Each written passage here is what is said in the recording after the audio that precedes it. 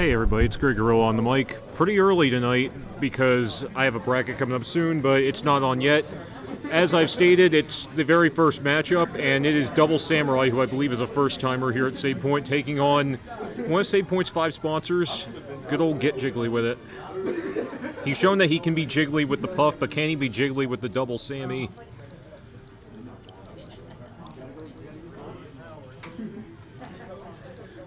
So it looks like Double Samurai's just going to put his tag in real quick.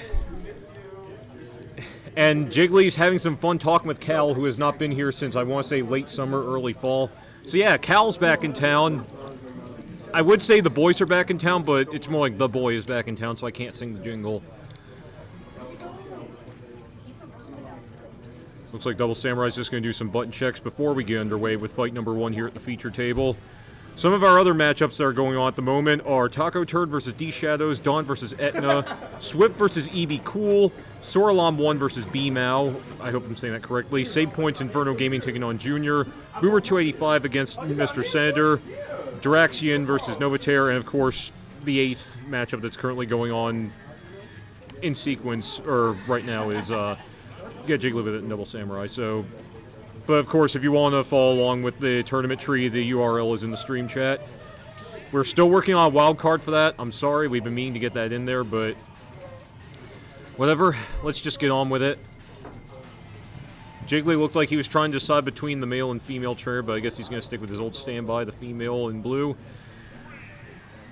It looks like we're seeing good old Breath of the Wild Link. So which blue is the more royal shade? I gotta stop with the puns and talk about the fight. So, Explosive Star, Double Samurai's doing a lot of dash attacks right off the bat, and Jiggly's looking like he's doing a lot of dashing and saluting of the sun. Jiggly, we know for sure, has picked up Wii Fit Trainer as his own in recent months, and it's done him a whole lot of good. Unfortunately, we didn't show the Get Jiggly with it Ice on Deck match last week, but Jiggly managed to pull off a very, very narrow win over Ice on Deck, which was pretty monumental. Unfortunately for him, he had to be matched up against Carrot in loser semis, and that was an uphill battle. And Carrot ended up fighting Emba in losers finals. Anyway, back to this fight. So, Get Jiggly with it gets an early knockout in less than 45 seconds, and he manages to ground him down. Double Samurai's going for a lot of downward spikes with the sword. Jiggly's going with the 1, 2, 3, and some soccer balls and some suns. And deep breaths, of course.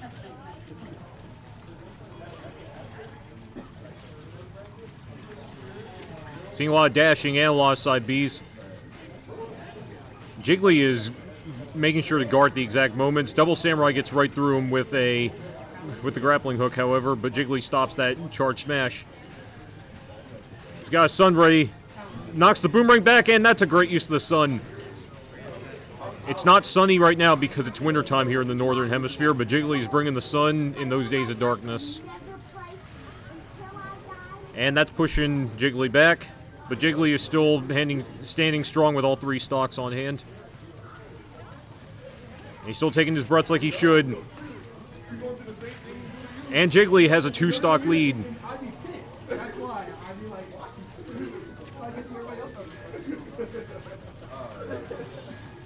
Jump up, and get down, and there goes the soccer ball. It misses, but of course this is the gentleman's agreement stage, so apart from Final Destination and Battlefield, Pokemon Stadium 2 is arguably the most balanced stage you'll get in Ultimate. Of course, with the stage transition that hasn't turned off. Jiggly is just shrugging that one off, knowing he has a comfortable lead. Goes for the dash. Could not get the up smash. Stops Double Samurai in his tracks, however. Dodging right through and jumping right through. Nice backward heels. Double Samurai manages to get a late hit with that blade. And arrow to the ankles got hurt. Stopping Jiggly's sun where he can. He's being very smart about his projectiles.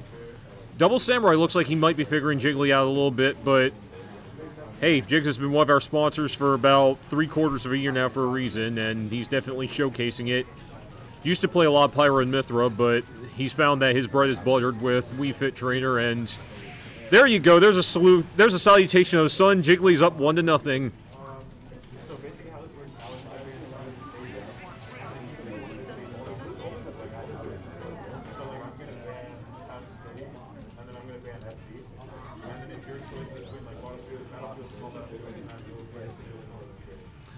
Yeah, so I'm not sure if the viewers at home can hear that, but because Double Samurai has not been part of attorney here at Save Point before, Jiggly was explaining the stage banishment rules. So he's choosing a stage that is, of course, tournament legal. Sorry, we cannot do Hambo. That is not tournament legal. So he's looking at his options. He's choosing Battlefield, one of the most standard stages in the history of the world of Smash Brothers. Looks like he's going to stick with Link, but Jiggly is going to his Sunshine Summer Picnic hat, Jigglypuff. Oh, man. Hey, this is a nice picnic song, but this is no picnic. This is Smash Brothers. Stop making me have feelings. Jiggly's off to an explosive start in Game 2. Tried to get the sing, but Double Samurai's going to stop that with a boomerang. He's going to draw on Jigglypuff's face this time around. Eat your heart out, Ash Ketchum. Seeing a lot of solid back airs from Jiggs. And neutral air and forward air. And there's an easy, very quick... That was a very quick knockout to Jigglypuff. By the way, I'll get on my bracket once this match is over. Thanks. I forgot to mute the mic. I'm so sorry you heard that, but my match is coming up soon, so I was just letting Mrs. Spoosa know that I'll get on after this match is over. Jigglypuff with the headbutts and that downward. Jiggly has proven he knows how to get jiggly with it, both in 2022 and in 2023. I may need to have a stand-in for commentary when I step up to do my bracket, but for the time being, I feel like I need to say something explosive because this has been an explosive first bracket between a newcomer, Double Samurai, and our very good old friend Get Jiggly with it. I mean, Jiggly is getting more than jiggly with it. He's getting rattly with it, and that rattle hurts. A nice parry as well. Oh, he missed the rest. That is an easily punishable offense. Oh, couldn't quite get the KO with the forward smash. And the forward air. And Jiggly has 3-stocked the second game. Jiggly will take this set 2-0. And I'm going to step away because my match is coming up. So whoever decides to step on the mic to keep track of score and do commentary, I will step away and have them relieve me of my duties for the time being. So I'm Grey Gorilla. I'll be back in a little bit. For now, let's get a stand-in on the mic, shall we?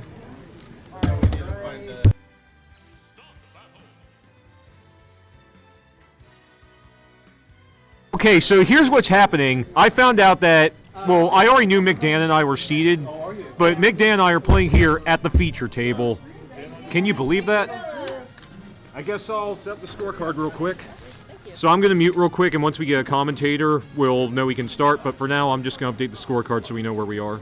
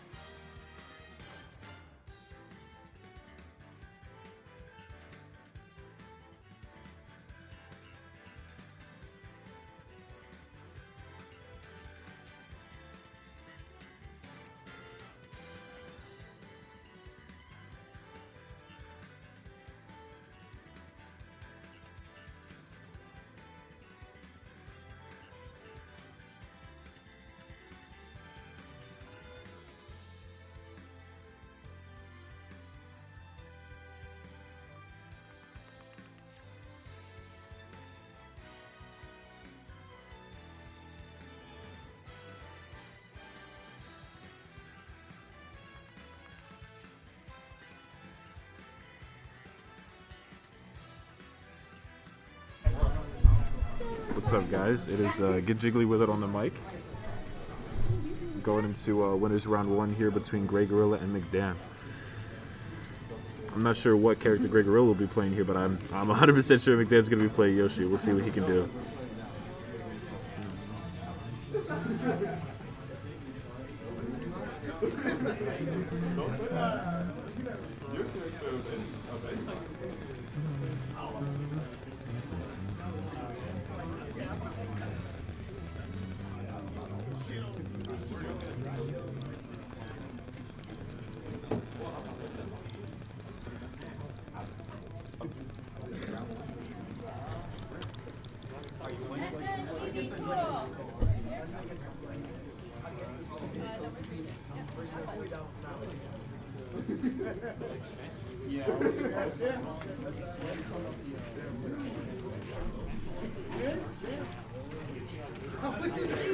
Look at those combos. This guy's crazy.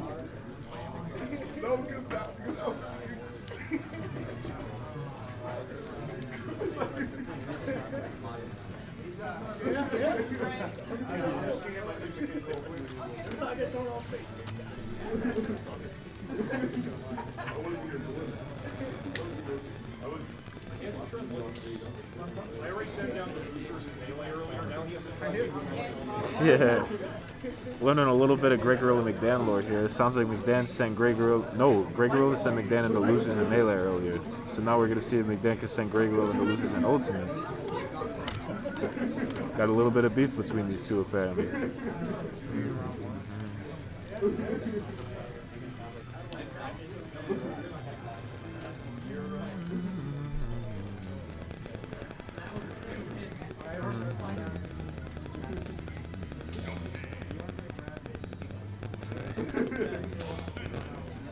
Oh, Palutena. Actually a very solid pick against Yoshi. The big issue between this matchup, in my opinion, for at least Palutena would be the double jump armor through all of her combos. Because some of her combos aren't like particularly true. I agree with Luigi too cool. Let's go McDan. I mean, I'm not biased. I hold no bias as a commentator. And that's already a huge 50% open up for McDan. But luckily for Greg Gorilla with Palutena, that's one Nair train away from even. Oh, very nice counter to stop the F smash. 34 to 42 with Mitsubi coming out. And Greg Gorilla is going to be playing with some pressure until McDan knocks him back with a forward air. Ooh, and Greg Gorilla seems to be countering out of all of McDan's stuff right now. I wonder if McDan will, oh, and the footstool. Ooh, that was close. He almost died because of that footstool. But like I was saying, we're seeing Greg Gorilla kind of counter all of McDan's stuff. We'll see if McDan adjusts to that and starts mixing up his timing and waiting for these counters. That can be very detrimental. McDan playing some very hard neutral right now, just waiting for an opening. Oh, very nice counter there. Or reflect, I guess. Greg Gorilla is still countering here. Nice back air, sends him off stage. Ooh, and that down smash almost got him. That was a very nice tech from McDan to save his life. And Greg Gorilla's team still seems to be on the idea that these counters and reflects are working, and I don't blame him. McDan hasn't stopped him yet. We got Greg Gorilla here fishing for a nice little back air, trying to finish Yoshi's stock off here. Oh, might have been trying to go for the edge cancel there. Oh, and almost died to that up there. I'm not sure whether that was good DI or not. And Greg Gorilla seems to try to be avoided that up B, but McDan is just chasing him down. See, there's another we were hoping to see at the beginning of the stock. Oh, and Greg Gorilla trying to go for a nice little down air there. Oh, and McDan does the grab release into the jab here. Oh, reads the counter or just reacted to it and gets a nice little forward smash. It's got a very, very solid lead for him. It's going to be really hard for Greg Gorilla to come back from this. What I do know is that Greg Gorilla is going to have to take this stock right now. Well, just like that. And now Greg Gorilla is going to be looking for a real nice combo here, especially with Palutena, to try and bring this game back into his reach. And that might be an up air to finish the game. Yeah, down air to up air. See what the bans are. And that is a small battlefield with FD ban. Very interesting. I guess he didn't ban Battlefield because it's such a good stage for Yoshi, but it's also a very, very good stage for Palutena. Any stage with platforms tends to be very good, and I guess he banned FD to try and not get juggled by Palutena, which is a very respectable option. It's just that Palutena kind of exceeds in every way. You know what I mean? Like, if you're on FD, you're getting juggled. If you're on a stage with platforms, you're getting comboed. It's kind of difficult. Very hard to say which stage you should be going to against this character. And Greg Gorilla picks the second FD, Northern Cave, FD with side platforms. And let's see what character she's going to slay. I might switch to Sonic here, that's my read. But hey, what do I know? P3 and D Shadows.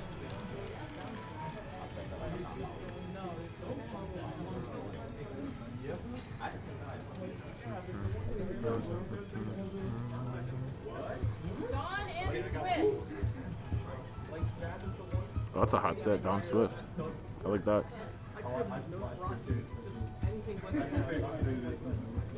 You do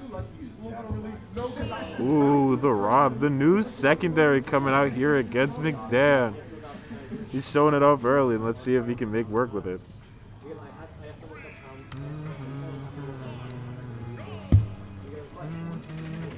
Oh, McDan's already going to get a bit of damage with that down there. Unfortunately, did not get a tech chase. That back air sending Grey Gorilla in a really bad spot here. But those Nairs coming back on the stage pretty nice.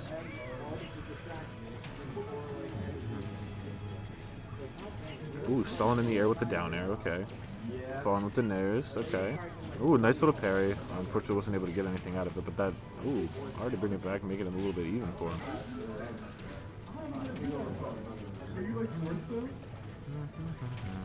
Now, if I were Grey Gorilla, I would be very worried off stage, especially against Yoshi, who could just throw out super lasting hitboxes. And as Rob with the only mix-up he can really do is do an up air out of up B. Not a lot of great options to get back to stage against hitboxes. But he's already, that was a very nice neutral B to get McDan off of his back here. See if we can get this ledge trap. Oh, nice parry, almost gets the back air. Oh, with the side B gonna send him off stage. See what Grey Gorilla does with this ledge trap here. Unfortunately gets hit with the Nair and knocks him on the other side of the stage and dies to the Nair all the way in the blast zone. Nice little downer into a tech chase. Almost got the jab leg there. Oh. Uh-oh. Better be careful losing all that fuel there, bud. Almost got that neutral B. That might have killed. That back air. Man, that back air is so strong. McDan getting a nice little string going in here. Oh, almost got the jab lock, but he slid off stage. Oh, avoids the get-up attack, and somehow Rob did not grab Yoshi there. Get-up attacks again. Oh, he's fishing for a forward. I know he is. I know he is. He doesn't want to play this game. Oh, that's an S. Oh, I guess he had enough fuel. I didn't think he did. Yeah, Lou. McDan's playing very, very patient right now. Very nice. Oh, tries to read an air dodge with the up smash. Oh, and punishes that grab with a very, very charged up smash. Now, very similar situation as last game. Grey Gorilla needs to take this stock, or else McDan's going to start. Oh. Oh, very nice. Down throw up smash. Very nice. Oh, 23 from the downer is not good. Okay, a little jab to get him off of him. Okay. Oh, almost got the sweet spot of that forward air. Now, Grey Gorilla seems to be doing get up attack a lot. And yep, there it is. McDan, up until that point, had been punishing it pretty well. Let's see if he can finish up this ledge trap. Oh, and a jump from ledge to mix up. Very nice. Flickering shield trying to get a parry. Nice nair to keep him off stage. And this is what I was worried about with this matchup. Very nice going high. Oh, parries the up smash. This man's crazy. Up to up air, almost killing.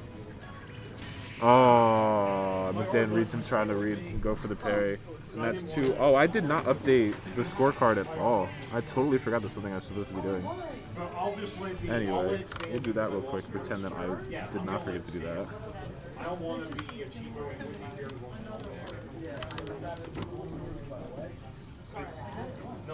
There we go. And there's the scorecard updated. Oopsie. But GG's to McDan, taking a 2-0 over Grey Gorilla. And that'll be Get Jiggly with this signing off because I gotta go play a match. See you guys.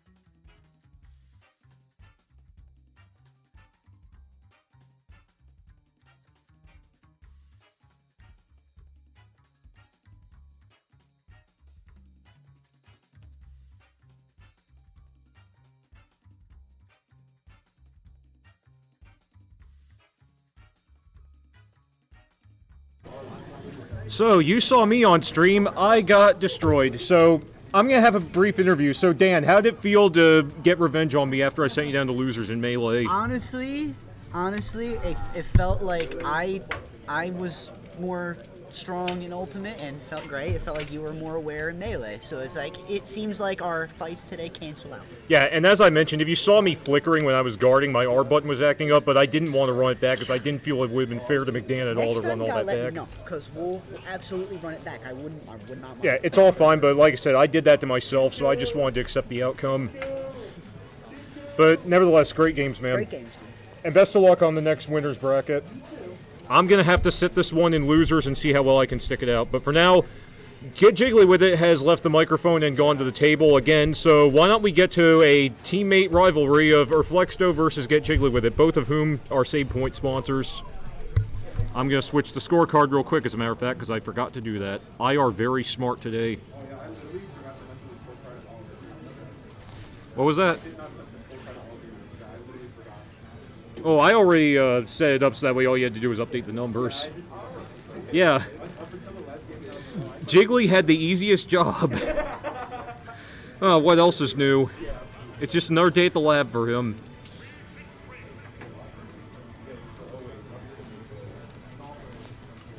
Yeah, you're player 2. Yeah, that's it. Anyway, it's time for the old-fashioned Save Point rivalry. Our second sponsor ever versus our third sponsor. First to be sponsored was Inferno, fourth was Coral. And obviously number 5 was P3, and we're still looking for another potential. But anyway, enough about that. Let's get into the fight. Here we go. It's Urflexto versus Get Jiggly With It. Haven't seen Urflexto here in a while, but both these men, I tell you what, they made the top 8, I believe, in local host recently. Jiggly, I know, did. I'm not sure about Urflexto, but Urflexto did do really well. And he also defeated Carrot, who, as you saw, was here for the second time last week. And that's a pretty big deal. Did he just reflect that ball with the bucket? I've never seen Game & Watch do that, and he grills her. Oh, man. Urflexto still got it in him, even after all this time. At this rate, this is going to turn into a Wii Fit barbecue. But for all we know, it might not be written yet. But hey, you saw me sucking playing the game. Now I'm back to what I'm good at, which is speaking on the mic. And it's definitely fun to watch this matchup. I like watching the SP sponsors, and even our rivals at STG, when they play here on the stream, it's always a fun sight to witness. Which, by the way, I realized Emba is not here today. A bit unfortunate, but we have Jai here, and I made sure not to mistake Jai for Inferno this time, so I'll see if I can hold up to that word. And, trying to remember who else from STG came today. Actually, he looks like the only one. So our sole STG representative here at Save Point tonight is Jai. Everybody else who's a sponsor seems to be from Save Point USA. So, for anybody who recently joined, I'll share it again because we need to come up with a wild card for this. If you want to keep up with the bracket, here is the URL. Still no knockouts yet, and we're almost 2 minutes into fight number 1 here in this bracket. What was with that trade? I thought Urflexto knocked himself out at first.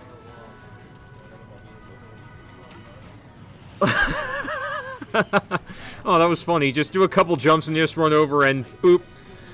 Okay, so it's all tied up once again, and we're about 2 minutes into this particular game.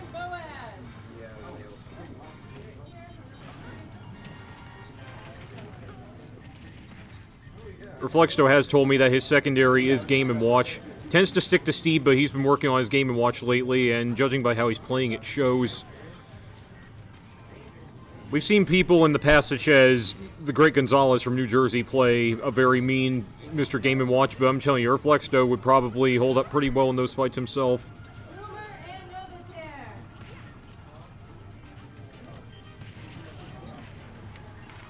Looks like it's not just, I was going to say Jiggly. I meant Wii Fit Trainer. It's not just Wii Fit Trainer who loves the jumps.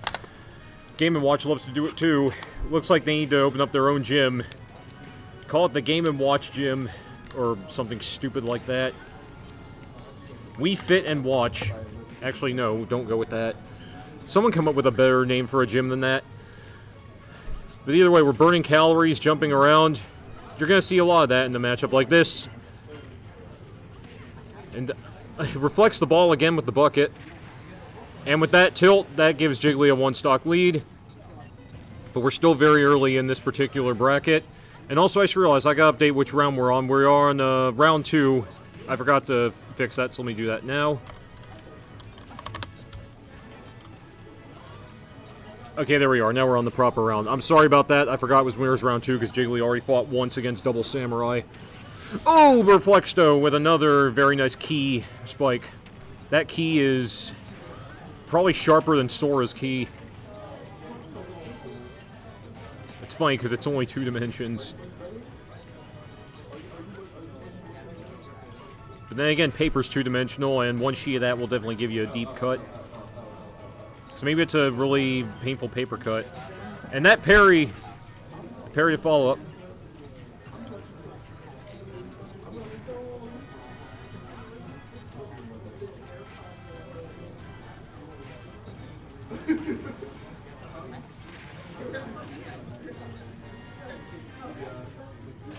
Flexo taking his time coming down. But Jiggly wants that first win, and it's looking close. It's still a very close matchup either way, because these two know each other all too well. Gets a little bit of a dash attack on him. Which, by the way, I realized all 5 Save Point sponsors are here tonight, so hopefully we'll see more of them on stream soon. And Jiggly will take game number 1 over Flexto, but obviously much is yet to be written.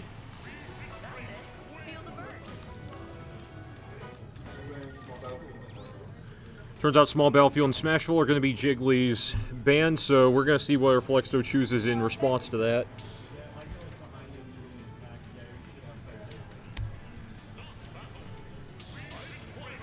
Oh, I thought he was going to go Ice Climbers for a moment. I was thinking, what, are you Dolph? Only Dolph plays Ice Climbers at this cafe or Reflexo. Don't you forget it. And Dolph plays it right. But here we go. It's game 2, and we're running it back to PS2. Game 2 on PS2. On the second, I need to stop making 2 puns, and there was a 2 flag. Enough with the 2s already. But yes, it's the second Save Point tournament of 2023. Again, enough with the 2s. I can't say the number 2 enough. Oh, that was funny. That went from a reflection to a parry. I've never seen that happen in a reflection exchange. So far, this is one of the most entertaining brackets I've seen in the last several weeks. Yeah, Jiggly and Reflexo, they're both a lot of fun to watch. Jiggly knows how to put the hurt on you by getting fit with it. And Reflexo just has an armada of 2 characters, which isn't much of an armada, but either way, an armada that tends to do quite a bit of hurt. Somehow that Sun didn't quite get the first KO. Dancing back and forth on the stage. He's got the bucket. Drops the bomb. Slinging bacon and fish. So he's trying to grill this Wii Fit trainer, but Jiggly's doing a good enough job to stay off his spit roast. And there's the spank, and that's knockout number 1.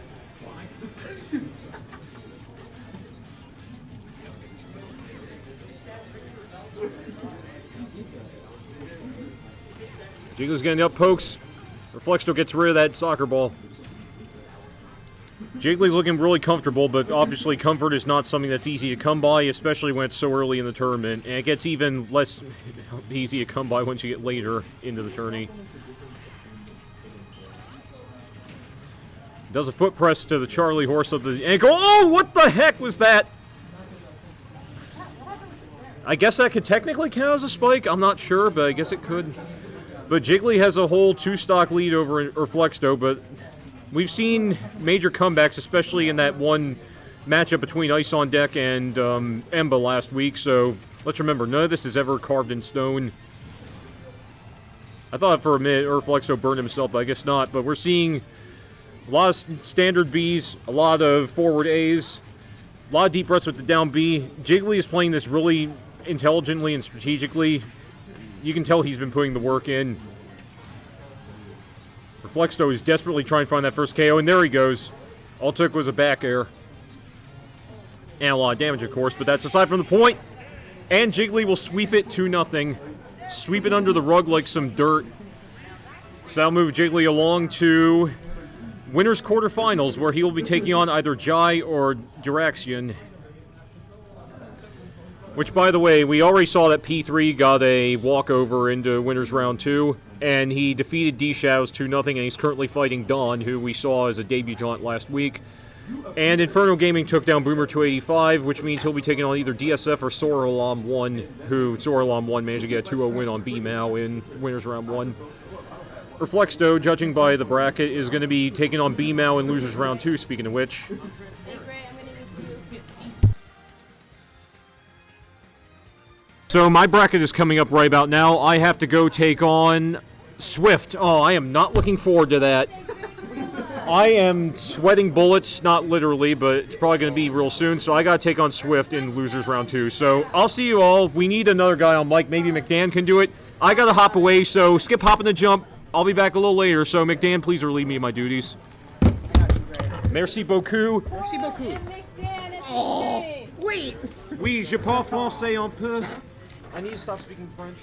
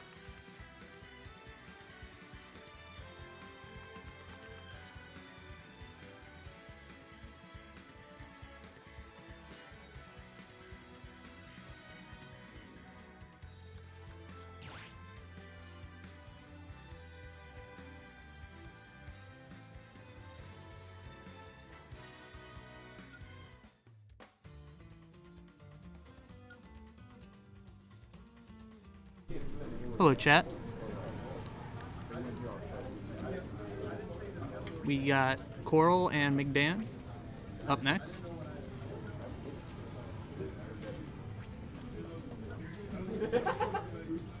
We got Boomer on the mic. I am not a good solo commentator, so we'll see how this goes.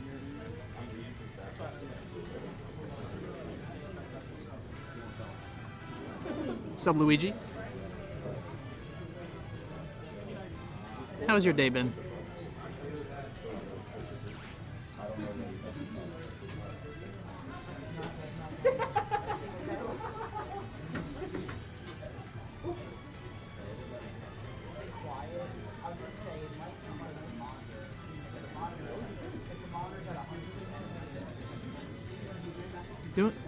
Good to hear, man. Good to hear.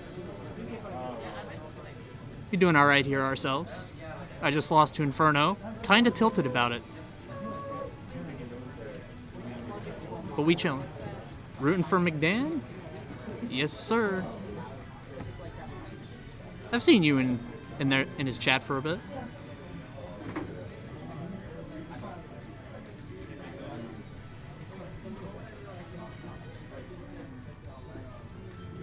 We're definitely gonna be seeing the Yoshi versus one of the Samuses.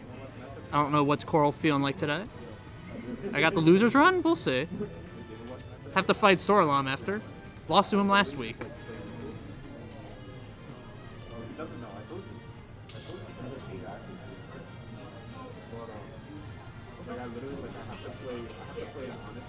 They are gentlemening to PS2. The Ultimate Classic.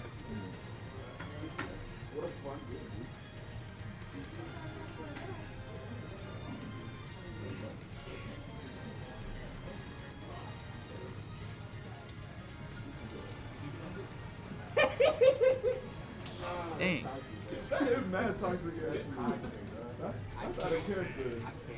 Alright, it is normal Samus. The top demon not even playing like that.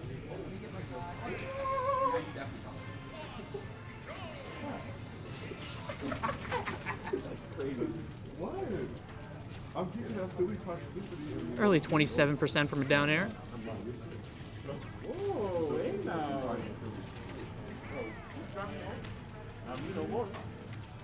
Right now, it is just Coral trying to keep McDan out. Some tilts. Very quick movements. Very risky dare on there. It could have ended very poorly. I have been the victim of many of Coral's down airs. Going too hard.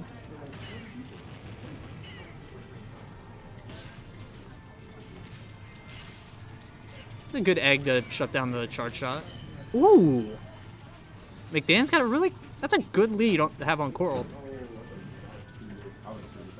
Now Samus is going to have to be the one to play from behind. Very clean up airs, yeah. Ooh.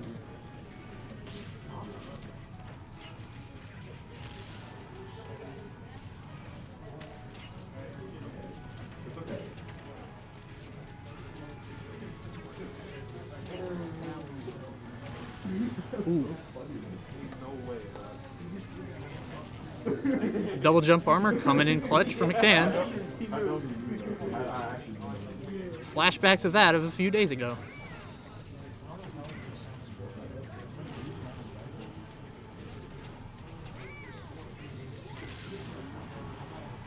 If McDan could close his stock out, that'd be really good for him.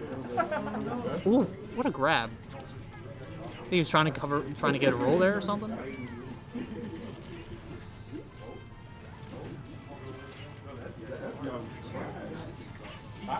Oh. What? What an up smash. Huh? Coral closing out the stock. But I'm gonna save that clip later. That's funny. This game is this game is wacky. That's why we love it. McDan just throwing eggs. That's pretty much the game plan you'd probably want to be doing for this right now. If you have a whole stock lead, you don't want to force anything.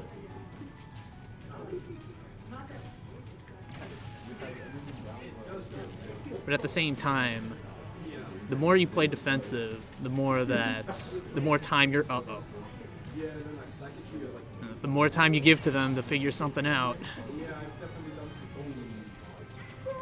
And now, that whole stock lead is now only 50%.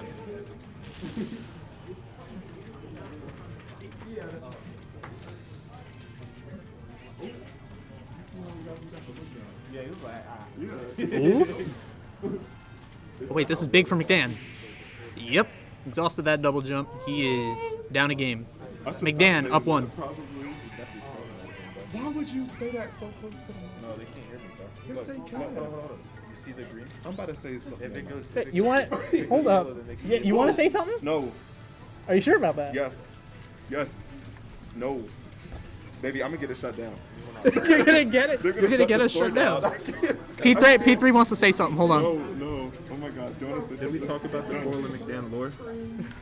Did we talk about the lore or no? The lore of McDan. The lore of McDan and Coral, bro. These two been playing forever, dog. They've been playing since they showed up. They play like every other tournament, max. Oh.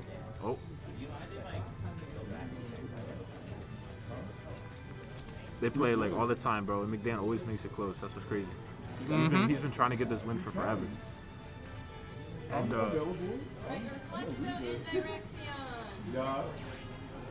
damn, or Flintstone. You gotta play against Sephiroth, bro. My Sephiroth. I thought you would be Sephiroth. That's what I said a week ago. That's crazy. The plot thickens out there. The plot thickens. Anyway, is there any more to this lore you'd like to share? Yeah, I got cut off. McDan's been fighting for this win. I've been trying to coach him on the side, help him out with some stuff. Give him some pointers, give him some tips, play some games with him. Hey, were you in the can, Coral?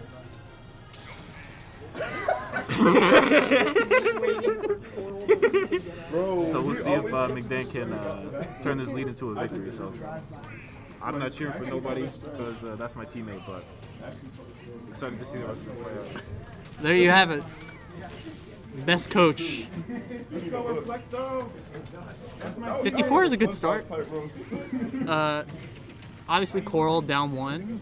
Going to Smashville, I think it was more of a comfort pick for him, honestly. But I would know if I was playing against a Yoshi, it's probably one of the stages I probably wouldn't do. You don't want to commune? Because last time y'all ate without me.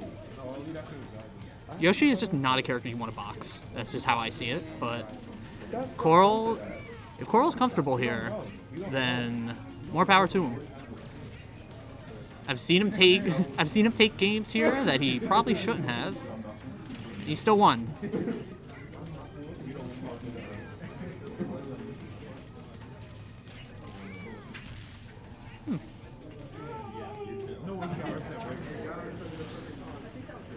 First stock going to McDan.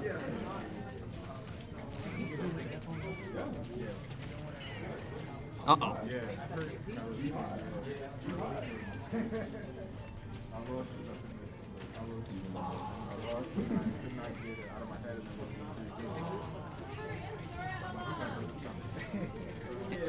I think I am being called. Let's go, Boomer. I'll finish the commentary. I got you, bro. Yeah. Subbing in, we got Jiggly. Yes, sir. Have fun, bro. Thank you, brother. I'm gonna go lose the sword line again. Let's go. I'm so sorry, Gal. Are you good? Sister, you can't be doing that. I just like fell into the table because these chairs Are we are like so low. co-commentating? I won't get us in trouble. Give a chair. I don't need a chair. I'm him. All right, bro. Here we see McDan. Oh, he lived. I cannot believe he lived that. That is crazy. All right. Here we're on small. Oh, wait, he's not living that one now. We got McDan with a little bit of a lead. Nice 30% lead against Coral Samus here on Smashville. We'll see what's going on here. Coral gets part of it up there. Trying to keep McDan away from him. I don't blame him. Yoshi is very scary. And that down air on shield. Coral is very good for shield and all of that. I definitely would have let that shield poke me. And Coral takes the lead back with a nice, a big charge shot there. Ooh, McDan with a nice little punch with the back air, get into a juggle situation. Going back to center stage with both of them. Back air's the shield. Dash attack to get McDan off stage. We'll see if he can make anything out of this. Ooh, nice forward air. Tries to get the tech chase, but the Coral techs in, makes him lose that tech chase situation. McDan trying to play very calm here, trying to keep his distance, trying to react. I don't blame him. Because the issue with Samus is you want to stay far enough away, but you also you need to get in at some point. It's very difficult. I can't believe that forward air fully connected. Oh, and he's keeping him on the ledge there with those bombs. Jump off the ledge. No punish on the grab. Roll behind. Oh, and that dash attack's gonna kill. He might have been able to DI to live that, but it would have been really, really tight. Now we see Coral up here with not a full stock, but like half a stock lead here. We'll see if McDay can close his stock out earlier, whether he's gonna. Oh! Nice little downer to get him to 128. That's kill percent. See if he can get this ledge trap. Ooh, get up attack to get him off of him. Nice. It's the egg. Dodges the grab. Coral trying to get him with anything, trying to keep this lead going, make it even bigger, if you will. McDan trying to get it back here, trying to get this kill right now. We'll see what this ledge. Ooh, careful now. Makes him waste that charge shot though. Very nice. Gets hit by jab 2, back off stage. Gonna have to. Ooh, gets in there through that up tilt. Oh, and gets the kill. Now McDan's gonna have a really big obstacle to get past here, but this is a nice little juggle situation. Unfortunately, he gets an up B out of it. But this 70% lead is going to be very difficult to get through because Samus is not the type of character you want to be behind on. But the air dodges through the charge shot. And I'm going to have to dip. But good luck to these gamers.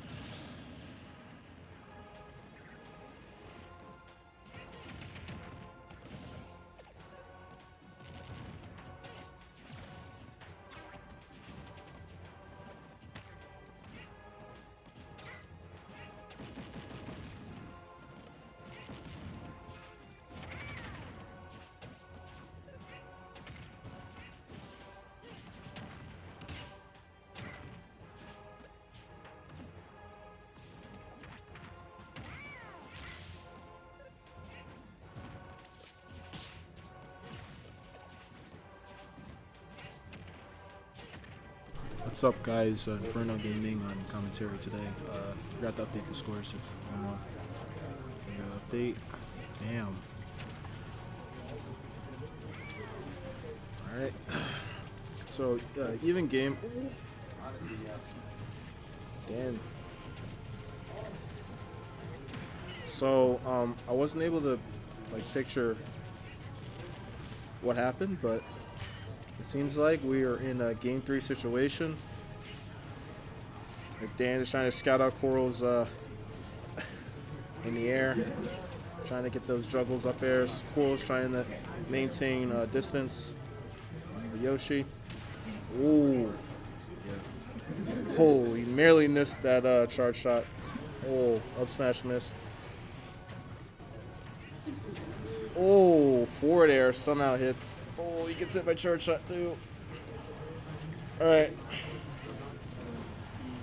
Very even, both sides. Coral's about to shoot, and he's lost stock. Oh, and Big Dad. Forward airs Coral again. Even. It's dummy even right now. Okay.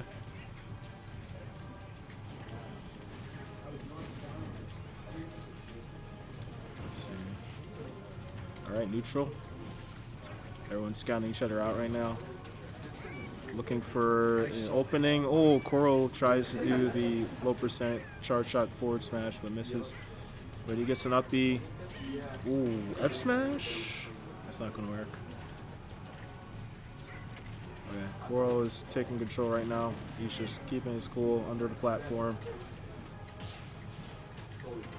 Alright, Coral is making sure that every charge shot hits up close because he knows McDan's just unable to dodge the charge shots the majority of the time. McDan gets his opening from juggles. He hasn't been able to get much. Yeah. All right. What a close game, though. That was awesome.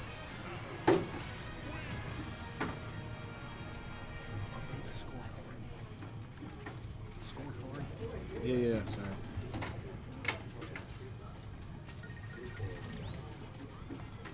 Thank you. Would you like for me to step back in? Oh, you're stepping back in? If you want me to, otherwise Yeah, you can you stay can. on. You sure about that? Yeah, I'm good. Okay. Thank you for holding down the Ford Inferno. Holding down the fort more like a burning. Holding down the fort. Oh, burning, it's Inferno. No pun intended. Or in the lap of Titus. Oh, yeah. I don't know. If anything, that'll give you fuel to keep improving your game. But at the end of the day, it's a win, so you're on the clearance quarters. Thank you again for holding down the Ford Inferno. I'm going to say it officially on the mic this time, and he is he flossing? What is he up to? At least this isn't another standoff between him and Boaz. Oh man, that would be horrible. But why don't we get back to the set on hand, and why not we look at the next matchup? It looks like Inferno's going to be taking on DSF.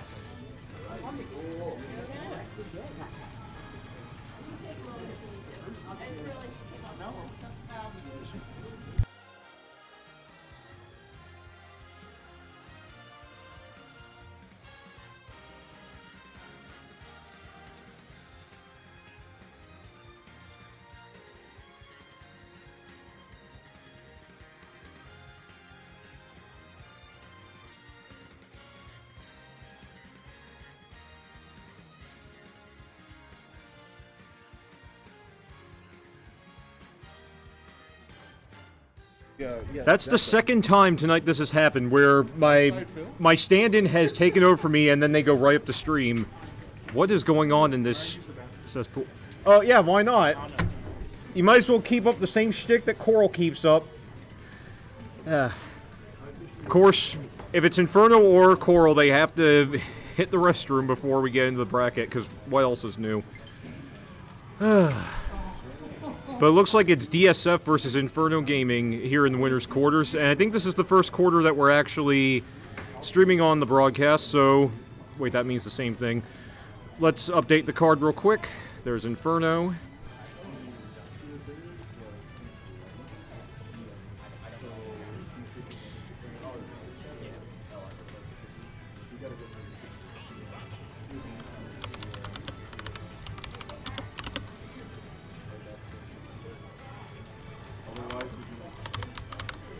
And yes, we'll include his custom tag Play Final Fantasy XIV just for laughs on the scoring HUD. Because why not? I mean, we like to have fun here at Save Point USA. Even if your tag is just a joke, as long as it's safe for work, obviously. Sure, we'll keep it in.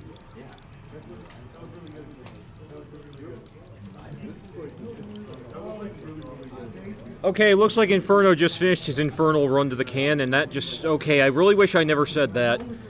Okay, so he's coming up now. Save Point Inferno versus Play Final Fantasy XIV DSF.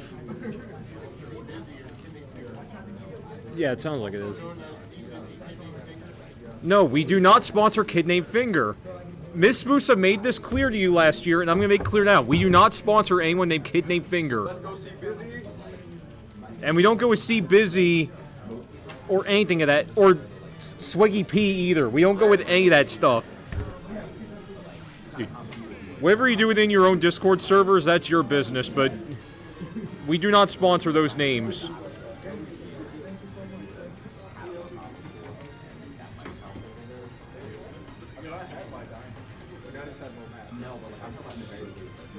Well, we're starting on PS2 because, of course, it's got to be a gentleman's agreement.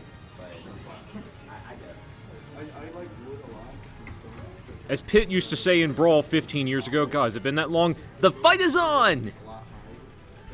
Because why not? Okay, that's funny. Inferno decided to put in his earbuds and then put the in-game headphones over top of that. Strategy, I guess. I actually almost considered doing it. Or I did consider doing it, but I didn't go through with it. So it looks like DSF plays the same main that I have. Plays Palutena, but it looks like he's using the violet palette instead of the green one that I use.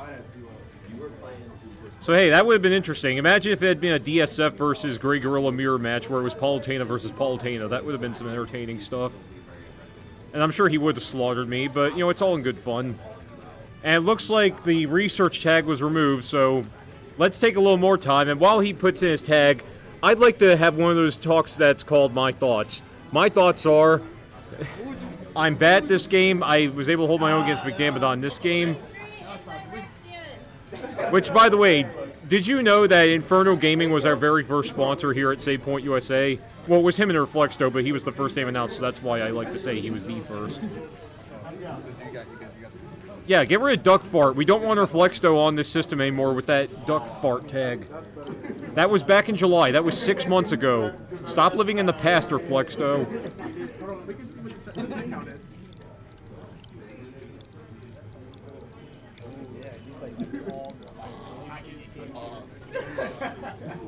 And it looks like Jai and Dawn are having a nice little conversation behind me. See, I remembered. I remembered Jai was not Inferno this time. I learned from last week. I learned. I can finally sleep easily at night.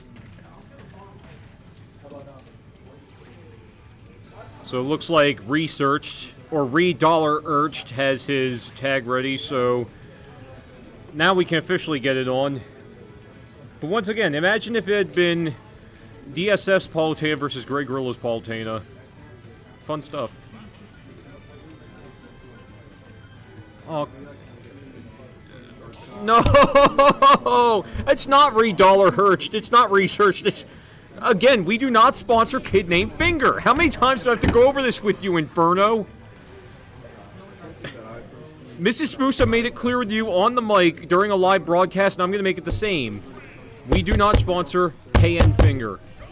But enough about that, and I was wrong. It's actually a blue palette for Palutena, but either way, it's DSF's Palutena versus Inferno's Banjo and Kazooie, which Inferno was my very first opponent here at Save Point USA back in the springtime of 2022, and of course, I got absolutely mauled by him. And very first quick knockout to play Final Fantasy XIV DSF. Okay, I'm just going to call him DSF. I'm not going to say that full tag. But DSF has a very comfortable lead at the right off the bat, and it's only about half a minute in.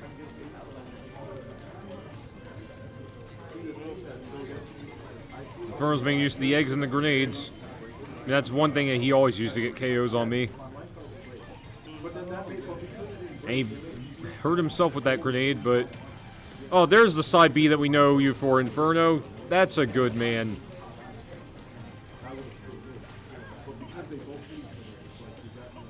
Grounds him, but can't quite get the knockout there. Seeing a lot of good up airs and back airs from DSF, but the one drawback to Palutena, of course, is that she's one of the easier characters to launch, so that it also shows it's not just strength, physics also play a matter as well, and hitboxes, so video games are a science. I guess that's what this proves.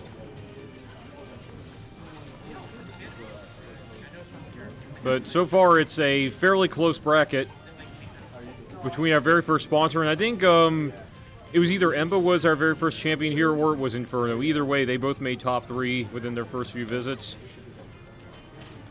I just remember there were only 7 of us during the first Save Point tournament back in the springtime. Oh, pardon my yawn. This time around, rather than 7 of us, there are 29 of us tonight, or maybe 28. I forgot what the exact number was. It was slightly more than last week, but Save Point's growing.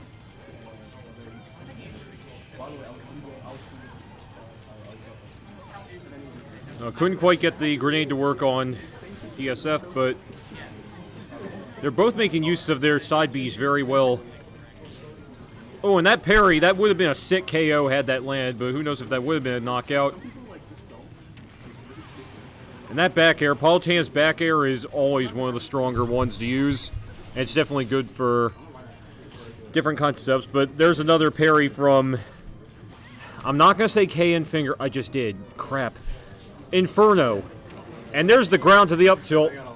Not as strong as Snake's up tilt, but Banjo and Kazooie definitely have a very strong up tilt that is of very good use.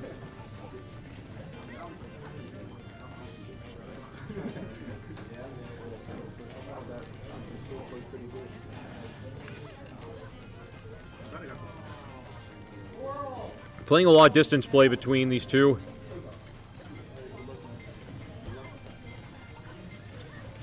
Also, our other active match at the moment is P3 versus Duraxian, because Duraxian eliminated Urflexdo from the tournament in round 3. So we're going to see if P3 can hold on. And Get Jiggly with it is taking on Swift, who eliminated me, who then eliminated D-Shadow. So it's still a pretty close series, I'd say, overall. Looks like Boaz and McDan are up next in the losers bracket, because it sounds like McDan has officially eliminated EB Cool from the tournament. But we're still here on the live set, and it's remarkably even between these two. Making use of that side B, but Inferno's not going to be shut down. Uses a nice back throw. How did he go right through that side B?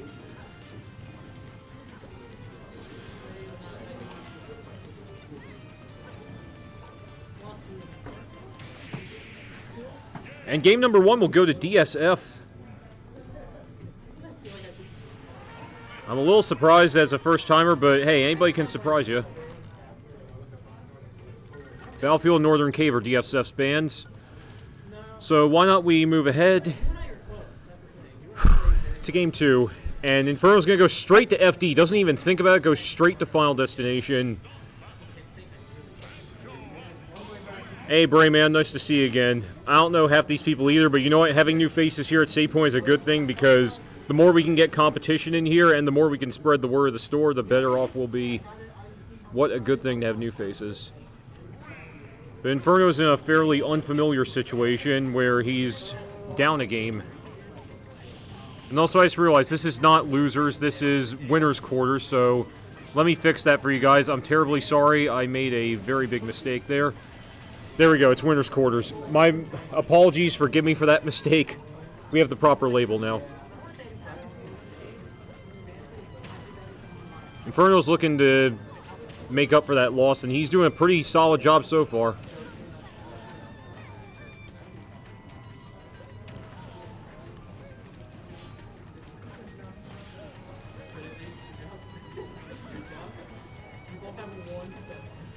Seen a lot of eggs from Inferno, but Doesn't look like DSF wants any of them. And there's the ground up tilt. Inferno's got his game going, but I don't know why he just blew himself up with that grenade, but I thought he was going to SD for a moment, but no need for it. Spot dodge. Nice spot dodge. See a downward spike from Palutena.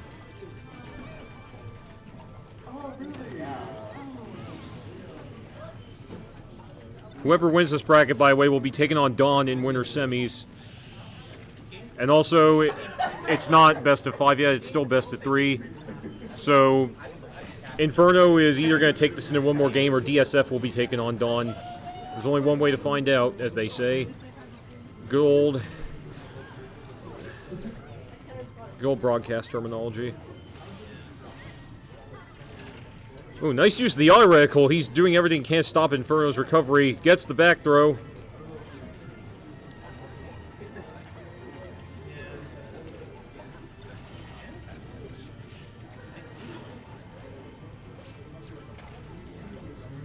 He's doing some very nice eggs and some very nice downward A's.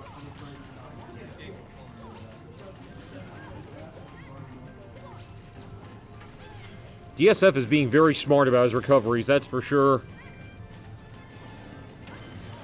Oh, very nice use of running back and using the side smash.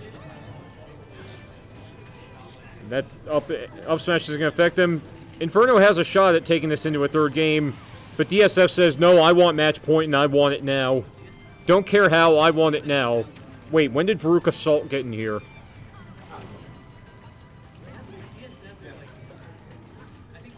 It's the eggs and the grenades versus the beams and the flames. Which one is the better weapon? Down air to downward tilt. DSF, man, this guy is putting on a show and a half. But Inferno doesn't want to get shut down in just 2 games. He says, if I'm going to go down, I at least want that third game, man. He's pairing the eggs. Seeing a lot of distance. No real charging going on from either party yet. Oh, but that parry on the back air. This one is way too close. And that just gave Inferno a huge upper hand. But is it enough to win the fight? Because both men are playing very solid games at the moment. This is close. But no more side Bs for Inferno. No more side Bs. He's got to do this the old-fashioned way. And Inferno manages to do it the old-fashioned way. We're going into a third game here in winner's quarters. Again, I'm sorry I put loser's quarters in the beginning, but that's because I made a bad mistake and I am pretty tired today. For what reason, I don't... Oh yeah, because I woke up with stomach issues this morning. Still pretty tired, but Inferno is definitely keeping me awake. And we'll find out... What were the bands? That's what I thought I said. So Battlefield and Town and City are going to be Inferno's bands. So DSF is going to take us to... Where? No, we can't go to Distant Planet. Small Battlefield. Okay, that's not a bad compromise. But it seems like Final Destination was what Inferno needed to get back into this bracket. Oh, he's going with his old black and white Banjo-Kazooie. That's the palette I remember him destroying me with back in May. And on multiple other occasions, but that's a different story. Let's go. It's 1-1. This is for a shot in winter semis against Don. A very solid Kazuya Mishima / Ryu player.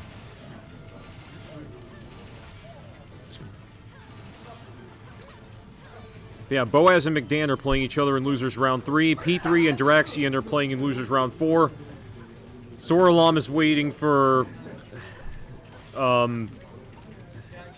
whoever loses between Coral and Cal.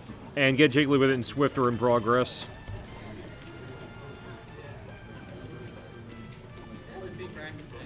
Yeah, we got a really big bracket tonight. 28 players in total, including myself, I believe. But as you know, I'm pretty much a free ticket along the bracket, so I enjoy playing Game Smash, but frankly, my bread's more buttered with the microphone, so I really just like to add variety to the bracket, if anything. That's a nice use of nullifying. Did he just nullify that side B? Very smart move by DSF. And that was only his first feather, too. Yes. Phoenix has to troll, and I'm not even going to look his way because I don't want to give him the gratification or the satisfaction. I am not looking his way. I know you're in the building, Phoenix. I know that you like to troll the chat. I know that Taco has done it before. I think Boomer's done it too. Maybe Boaz. I know a number of you guys have trolled the chat here. I'm not going to encourage this. And I'm not going to encourage KN Finger either.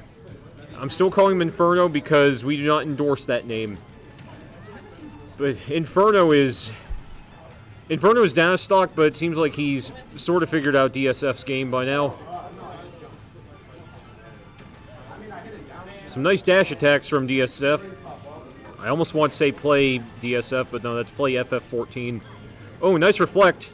It's one of the good things about Palutena in Smash Ultimate compared to Smash 4. In Smash 4, she had so many weaknesses because she had so many moves that you couldn't really make use of, but here in Smash Ultimate, she can counter, she can reflect. Her attack range has gotten a lot greater, so she can reach people's hitboxes from further away. Palutena got a lot of buffs she needed in this game. But Banjo and Kazooie have always been strong, and even with some of the nerfs they've gotten over time, Banjo and Kazooie remain one of the top picks.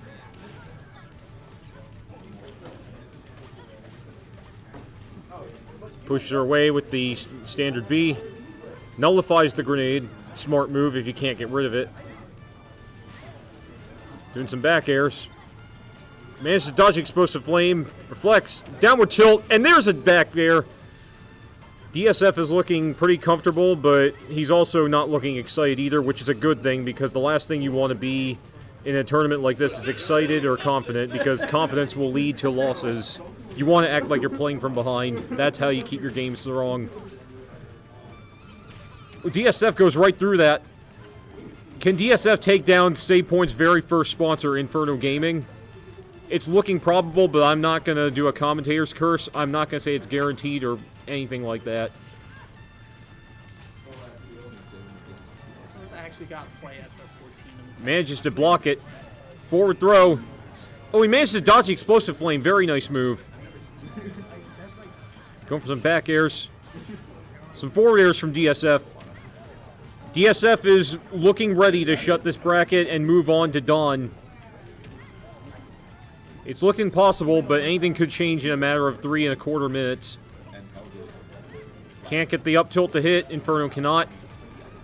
Inferno's running out of feathers on his final stock, but he gets that up tilt. Problem is, can he get this game-winning stock or this match-winning stock without 4 feathers? He's only got 1 feather left. He's got no more feathers, and he has to be a lot more strategic now as a result of that.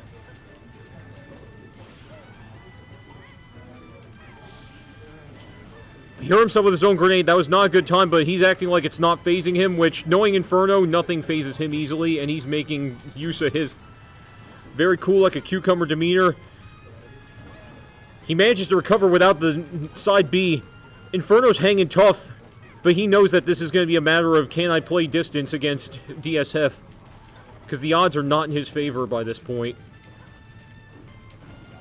He knows that that golden feather is like finding gold in the... It's like finding water in the middle of a desert.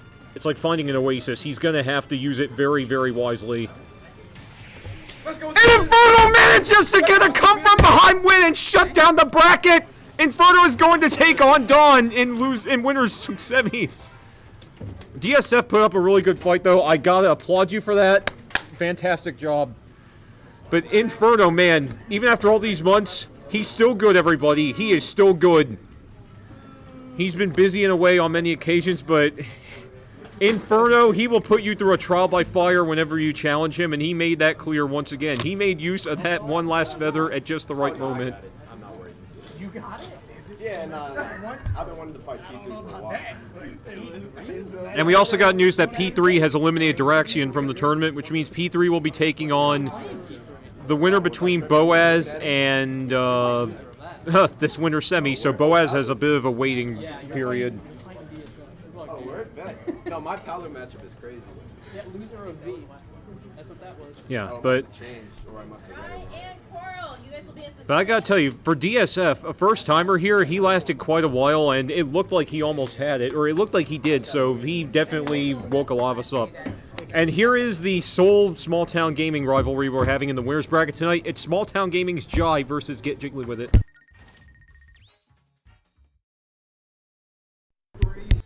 I made sure not to confuse you with Inferno this time. I said Coral. Oh no, I looked at the. Oh man, I looked at the wrong bracket. I looked at winners quarters. I did. Now Jai's gonna have more ammo against I'll me. make sure that he doesn't this try. And hey, Inferno. Speaking of whom, Jai. Don't forget, Jai is on the left. Right? I know. Dude, you suck. You absolutely suck. What do you mean by that? I hate you so much. I can't even tell you. I'm sorry, I looked at the wrong bracket. It's hard to multitask, man. All I can say is, if you think you're so much better, you get on the mic and do all this on the computer. It's starting to sound like we're on the beat. No. I understand my character. So here we go. It's the first round of the winner semifinals. Small Town Gaming's Jai versus Save Point's Coral.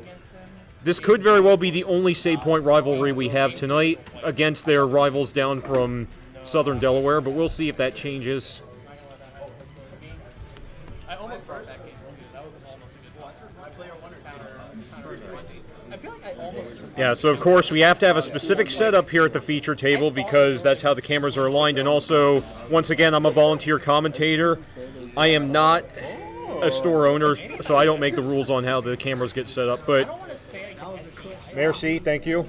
I got my H2O from Mrs. Spusa, and I'm going to need it because I'm starting to sweat. It is Jai versus Coral. This will be an exciting matchup for sure. Yeah, I would have been in a really bad spot. So it looks like Inferno's just having some chat with Dawn now because that's going to be his winner semi-opponent. That was my first one. But yeah, winner of this will go on to winners finals, which will guarantee him a spot in the top 3. But for now, it looks like Jai is going to start off with Cloud. I saw him practicing with Roy earlier, but hey, I'm sure I've played against his Cloud maybe once or twice, so I know his Cloud is one of the strongest in the state, if not the strongest in the state. Whereas Coral, obviously best Samus in Delaware, you can't even argue that.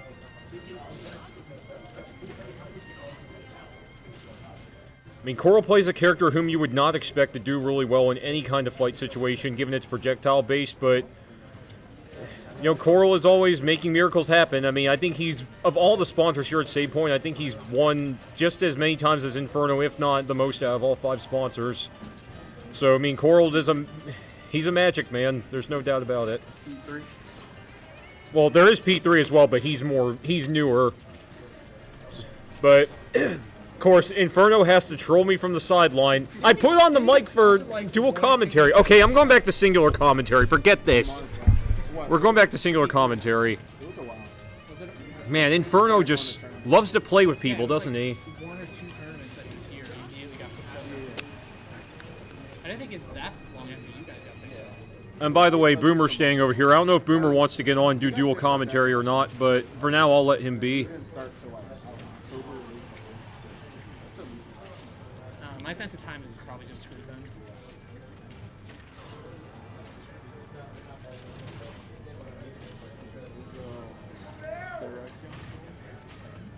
Oh, he can't quite get the side B.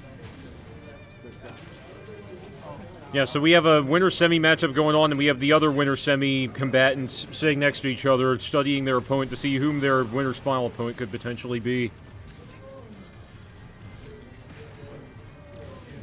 Jai is doing a really good job surviving at high damage, but one thing's for certain, Coral knows how to come in with those multi-hits and those grabs.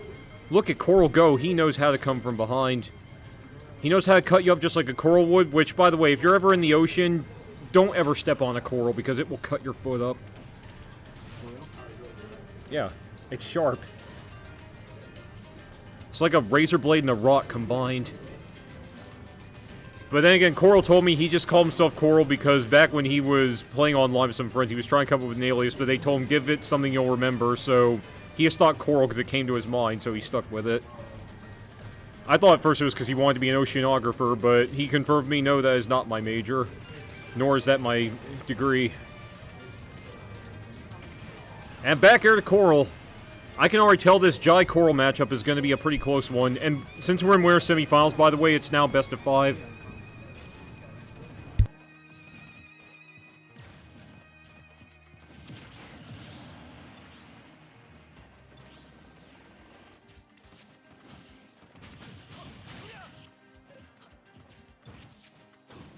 Okay, everything's fine. I thought I broke the mic, but I got the knob back on. Saying words to allow myself to sit in the chair. Yeah, but So what's up, guys? Inferno, main finger here today. Today we're going to look at this match. So this match is interesting because I think I saw it before. I love how your commentator's voice is like a golf commentator. Yeah, it's like peak. You sound like a YouTuber. Yeah, I mean, I did YouTube for a little bit, but it's a peak just Zoner versus Sortie matchup, and this is like the best of the best right now. So Yeah, like for sure. Samus versus Cloud, this could go either way. Like Cloud dominates off stage, on stage. Samus dominates off stage. Less traps as well. Like most people don't realize how good Samus ledge traps are, but like they're like dummy good. Yeah, Samus has some of the best ledge strikes, especially spike-wise, but typically with Samus, you gotta be careful with... Ledge trap. Oh, Jai did not see? get the KO just yet. Samus. I was about to say, there wasn't enough velocity to that launch. But Coral has a fully launched beam.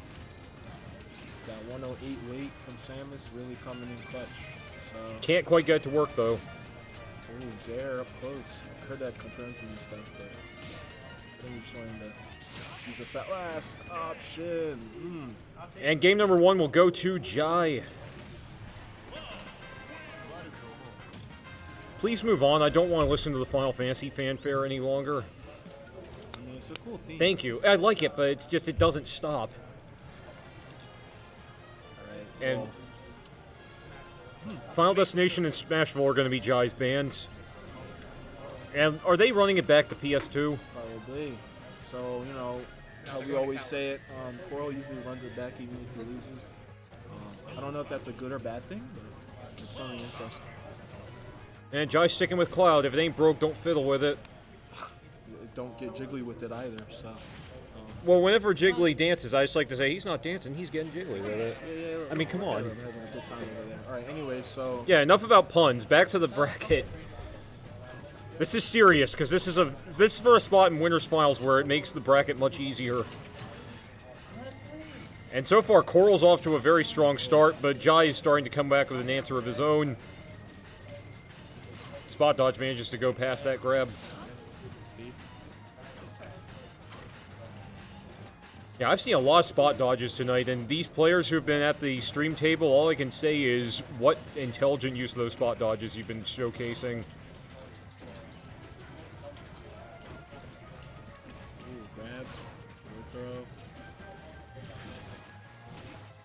There.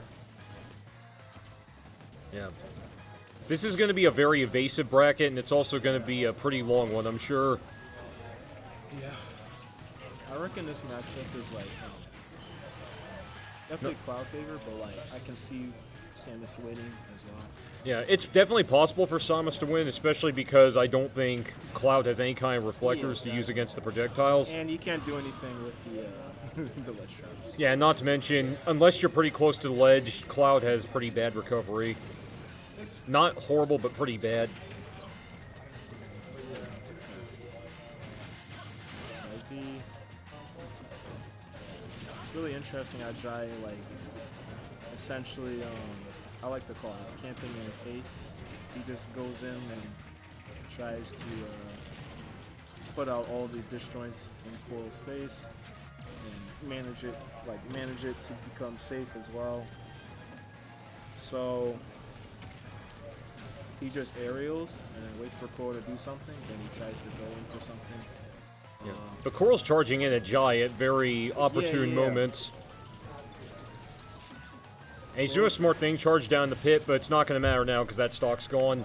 As soon as Jai's in Coral's burst range, that's when he activates because all zoners need to get the opponent away from them, essentially. So I'm a little surprised Jai managed to break out of that grab, if I'm being honest. Given the damage he has. that was funny. Yeah, that was kind of funny how that didn't make any contact. Definitely left some magnitude, though. Yeah. Could that earthquake be felt in San Jose by chance? Huh? That earthquake they left when he hit the stage. He left some Maybe, magnitude but no. couldn't make contact. And Coral is... I would say Coral's dancing or getting jiggly with it, but Jiggly's not playing, so he's not getting jiggly Just with like it. getting Coral with it. That doesn't even sound good, dude. Well, anyway, poorly it's with it. it's 1 stock to 1. Getting poorly with it. You know what I mean? Cut him like a coral. Yeah, exactly. Camp Coral, everybody, let's get it. Float like a coral, sting like an anemone. Yeah. We gotta use oceanography logic. You know, I learned about coral reefs today. Yeah. I actually swam in one of the coral reefs down in the Florida Keys 12 years back. That's crazy.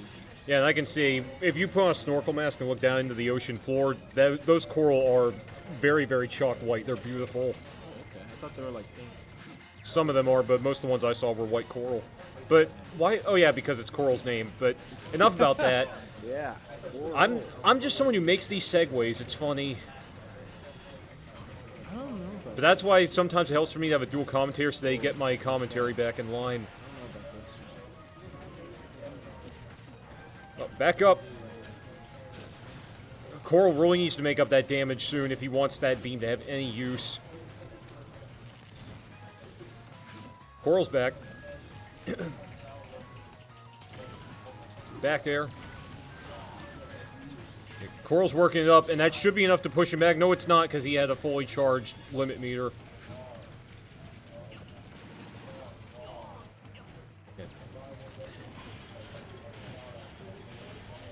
Well, the crowd was chanting Samus, but is that what the store wants? I looked away for a second, and Boaz just got like a down smash kill, and he just started teabagging so hard. Yeah. And Jai is now 2 games ahead. Okay. There's a potential for Jai to 3-stock this, or 3-game this. Definitely not a 3-stock, but maybe a 3-game. Well, 3-stock's possible in this next fight. I mean, we saw what Jiggly did against Double Samurai when he went from Wii Fit Trainer to Jigglypuff.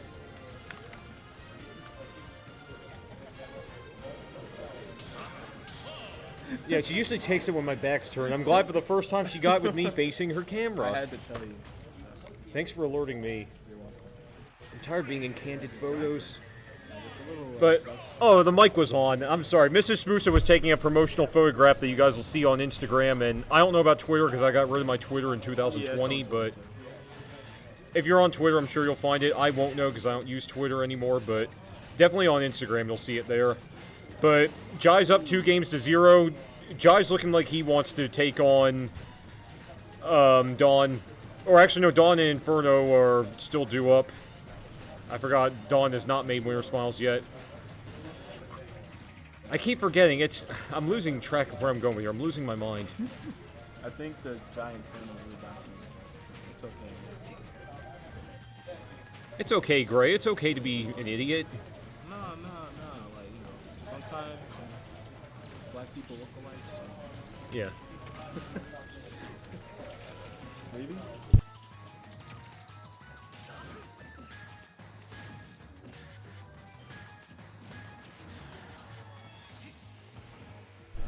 Anyway, back to the fight. And there's an up tilt.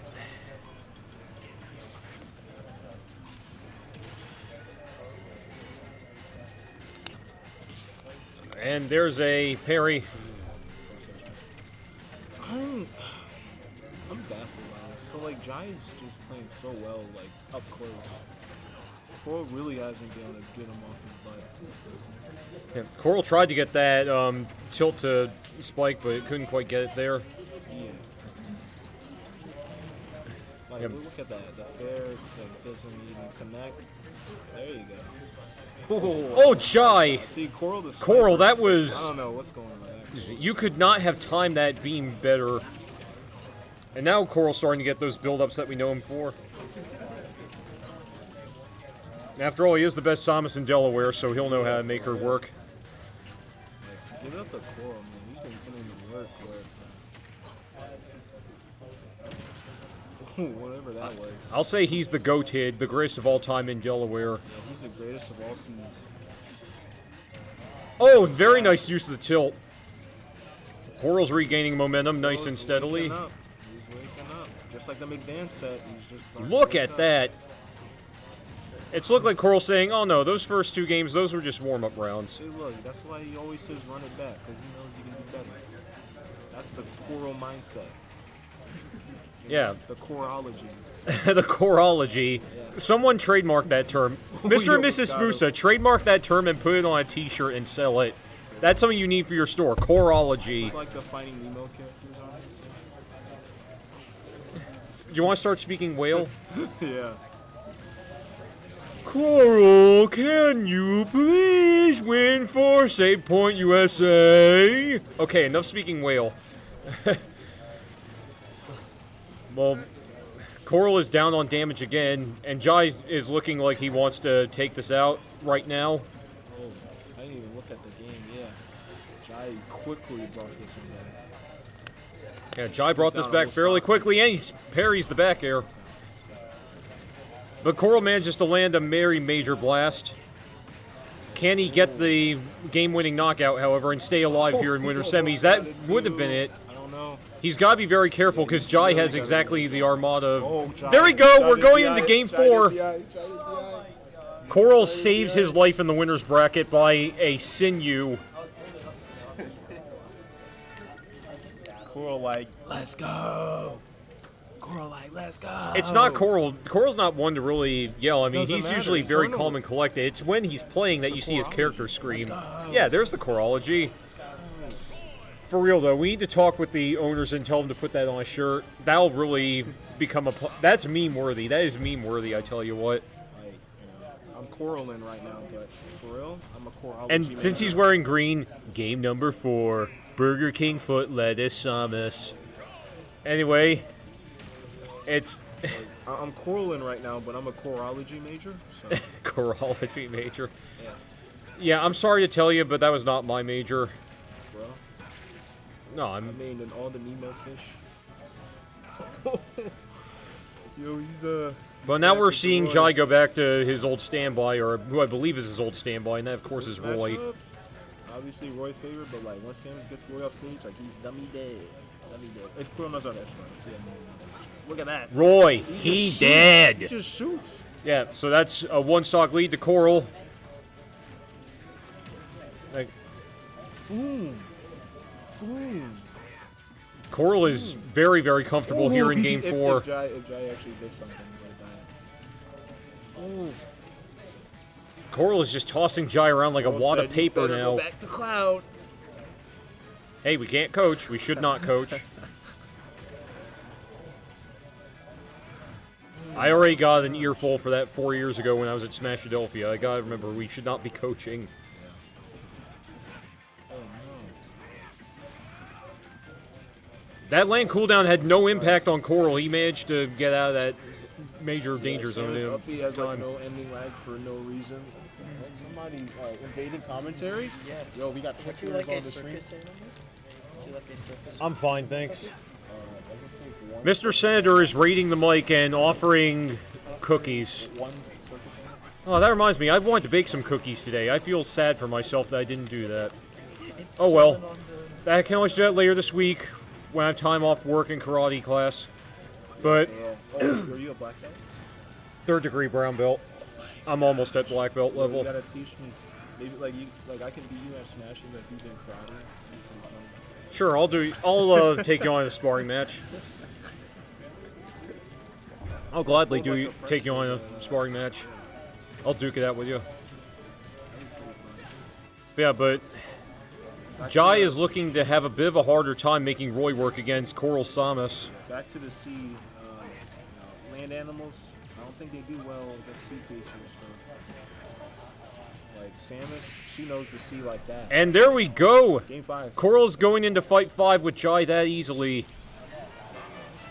Coral is a comeback king, one of the many comeback kings we see here.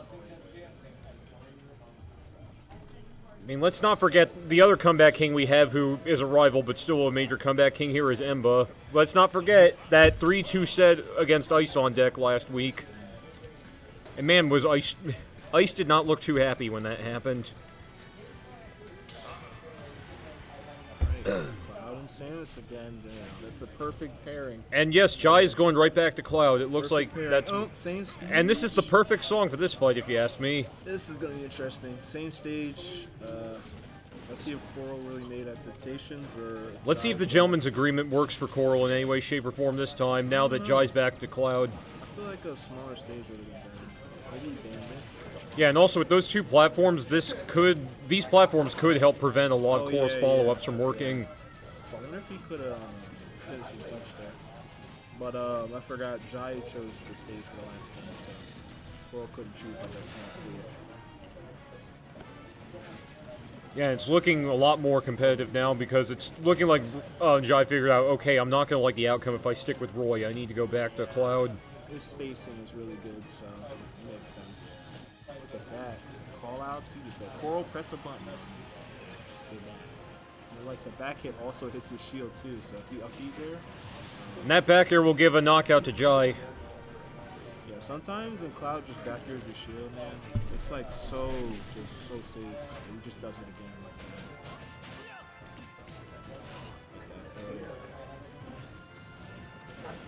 Alright, 102. I'm also realizing Jai seems like he's able to survive smash attacks and fatal blows a lot better with Cloud than he was able to with Roy. So I think going back to Cloud was probably his best bet. For numerous reasons, of course. That didn't Coral, go. yeah, see, exactly. Cloud's a lot harder to launch than Roy, so that's definitely going to work in his advantage. Everything. I'm surprised that. Ooh. Oh, that was not exactly the best landing, but Coral could have punched it, but the dash attack might have been a little less than That might not kill. memorable. As we in Save Point people learn, don't rush to kill even if you really want it. It's better to just win versus neutral wins than to go for the same kill move over and over again. And there we go, that blast will finally get Coral a knockout that he desperately needs. If he wants to move on to Winners Finals, he needs to start making up those damage points now, and he's doing just that. Look at that. Look at He's on Coral go stage, through! he's on stage. He's on stage, but that spike was definitely He a made sure showcase he of was how on stage. strong Samus' spike can be. He made sure he was on stage that time. Oh, I wouldn't approach him. Jai throwing out some Take neutral your airs. time. You got 7 seconds for that ends. Oh, take the time. Alright, good. And Jai slowly building up that limit meter. Oh, Coral. Rushing through. Ooh, alright. Coral got a blast, that's definitely going to help. Problem is, can he actually make contact with Jai's hitbox? This is very Or Cloud's dangerous for both hitbox, I should sides. say. Alright. Gets the not up throw, gonna but that's kill. still not going to be enough because Cloud is a heavy character. Look at that, that's gonna kill though. Ooh, wow. We're in So this is going to 25. be closer than the shave I had last night. This is going to be a really close finisher. Ooh, But Coral is working it up. I tell you, man, that Coral just kills in neutral sometimes. He just does 65 of that. But yeah. Ooh, he Jai lived- still he couldn't lived. quite get, but he has his limit meter full and can't quite make the Oh, he standard tried to B blitz hit. out. Oh, he dropped shield too late. He tried to parry it or something? I don't know. It's all coming down to this one stock. I think he tried to parry. Man. Alright, RP. Coral's getting the 1-2-3 with that aerial. Alright. See what happens. Jai's got a full meter. And Coral has a full beam, I believe, as well. So this is all about who can make that meter go to good use. Surprised that didn't. Oh. Fine. Couldn't quite get to work, and the limit's gone too. Coral needs that charge shot again. Yeah, Coral has no more charge, so if he does not get a charge beam, he's going to have to do this the hard way. Start charging. Okay, he's got it. Can he make use of it, though? Jai's starting to get back. Yeah, use it. Coral couldn't make it work again. Oh, up tilt. That up tilt was something that could have changed everything. Alright. You'll get limit soon, but not. Seeing an up tilt from Jai. Okay, you might get limit soon. Okay. It's really hard to tell. It's getting way too Oh, close he's for dead, he's comfort. He's dead. And Coral is moving on to Winners Finals. Coral looking like he was going to get a 3-0 sweep from Jai. Turns it around and makes it 3-2. What else is new? So this means that Jai will be taking on DSF in losers quarters, which means he'll be up against Apollo Tana main. He's playing Villager against Boaz. Apollo Villager. Actually, as a matter of fact, I just looked here. Looking at the loser side, DSF to eliminate Boaz from the tournament, and a major shocker, DSF has eliminated P3 from the tournament in losers round 5. Not something I don't think many of us saw coming. Yep. Now it's time for our second winner semi. It is Don, who has only been here, I think, twice so far. Made a very explosive entry last week and is doing really well for himself this week. And because Inferno now has to get on the setup, I'm going to go back to singular microphone mode. There we go. I'm going to set up the scorecard because obviously this is my job. At least if you want to call it a job. So we have Dawn on player 1's table and Inferno at player 2. There we go, we're all set.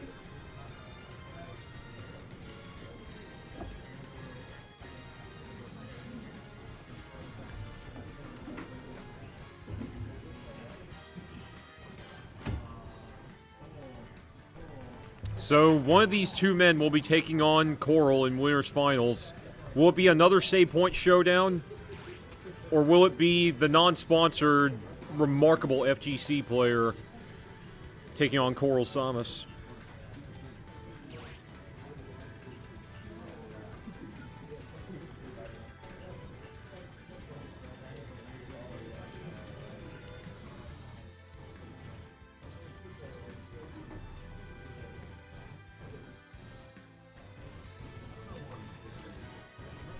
Is it just me, or did Inferno have to go hit the can again? And it looks like Dawn's nodding at that question, which means that yes, Inferno keeping up old cliches. He and Coral have to keep up old cliches, and they have to go straight to the restroom.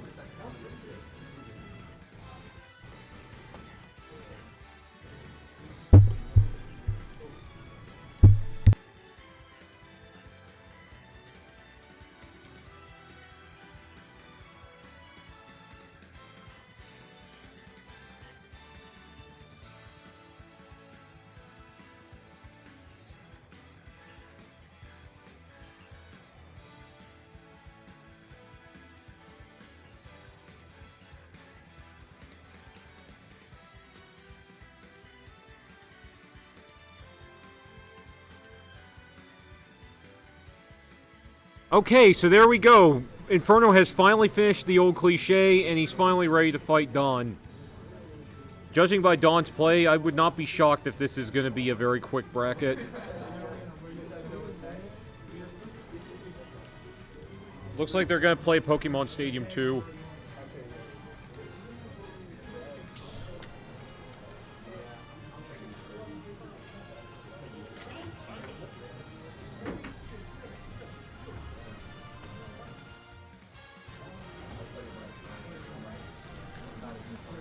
Yeah.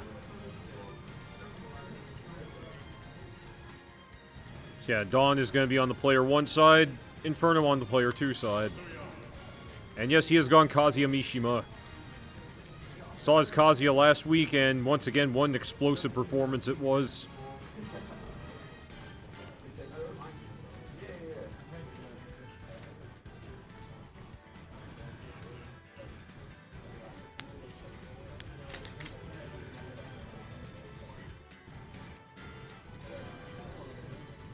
And of course, Inferno has to rehydrate, which is kind of ironic given water and fire don't mix, but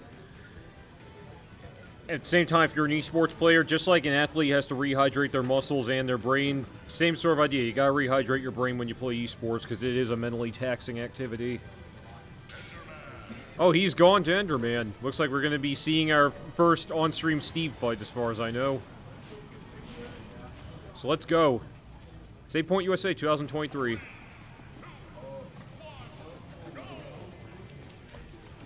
And once again, the words of Pitt, the fight is on. Even though that was 15 years ago. What the heck? Inferno's just chopping away at him like a lawnmower.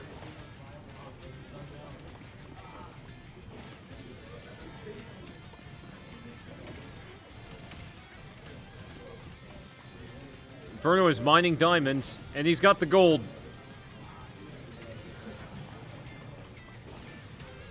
But let's not sing Mine Diamonds because that song is going to be way too loud. And there goes Don. Beautiful performance with Kazuya there.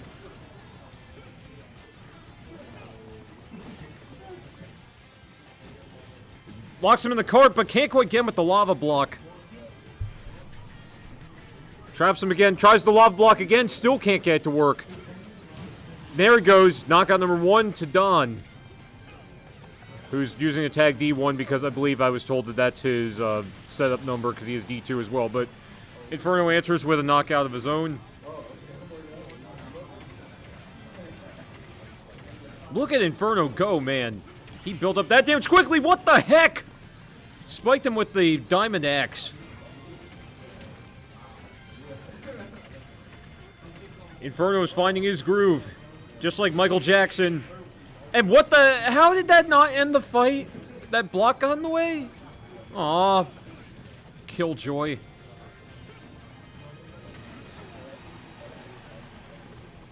Don's got to start catching up. He is really far behind on damage and stocks.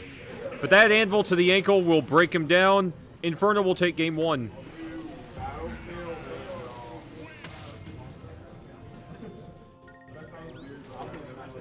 Battlefield and Smashville are Inferno's bands, he says.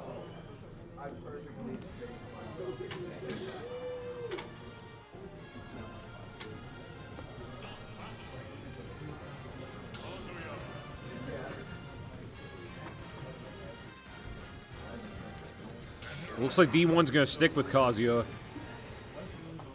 And Inferno's sticking with Enderman.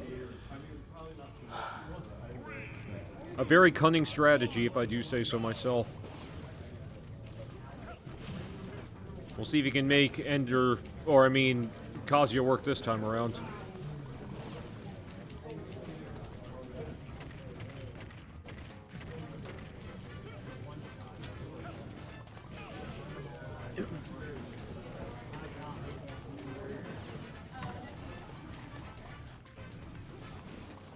Kid named Finger. Inferno is mining away.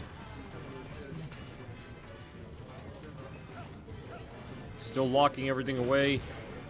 Drops the anvil and does a nice back air. Oh, Inferno barely recovers. I thought he was a goner.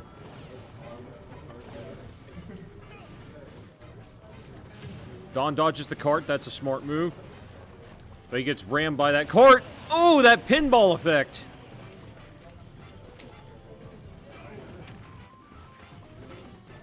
Inferno's digging right into his back with that pickaxe.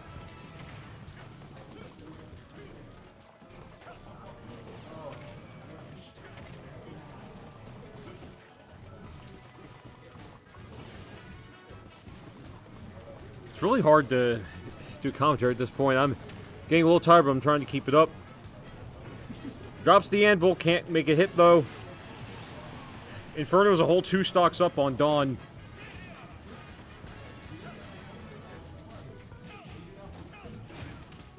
Snaps the neck and beams him over. Don is doing everything he can to keep him out. And I can't believe that worked, but Don managed to recover. Breaks right through the axe.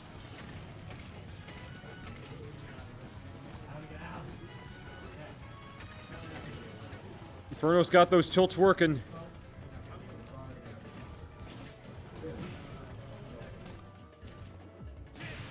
Gives him a very nice headbutt. Don's looking for that ideal moment to strike. And Don's still here, but he's got a full rage meter as well, so Inferno's got to be careful. He makes use of the TNT. I'm Dynamite. TNT, I'll win the fight. TNT, a power load TNT, just watch me explode. I cannot keep up with AC/DC lyrics, but Inferno is electing to ban Final Destination and Smashville. Where are they going instead? I was about to say, we can't go to that Final Fantasy stage. Small battlefield. Let's see if this works in Don's favor.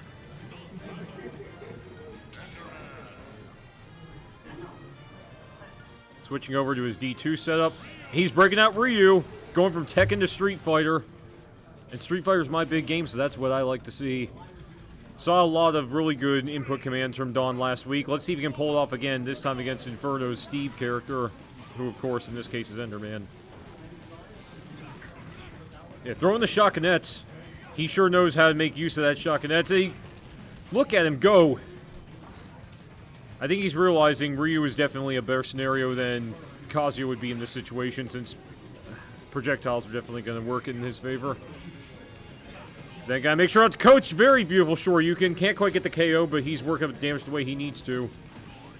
There's a beautiful Shoryuken. Knockout number 1 to Dawn this time. Because Tatsumaki Senpukyaku. Seeing some up tilts from Inferno, but he's still on the wood, so he's not really building up much damage, but he's mining away. Using the focus attack to cancel out the move. He's stopping those carts in their path. Dawn is looking a lot more comfortable in this particular fight than he did in the last two. Making that shotgunettes work in his favor and throwing out the Hadokens, trying to stop that cart. And that Tatsumaki Senpukyaku. He really wants that pound cake.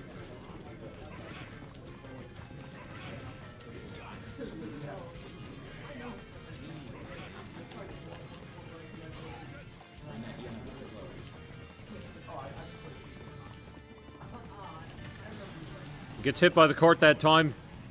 Luckily, it's not get locked in, but gets trapped that way, however. He's hit in the face. Throws the Hadouken. Focus attack to Shoryuken cancel. That was a very, very cool move. And unfortunately, he went into the lava block that time. That's a knockout to Inferno. Dawn has a fairly comfortable lead, but he knows that there's no room for comfort in a tournament with this kind of stakes, especially at this stage.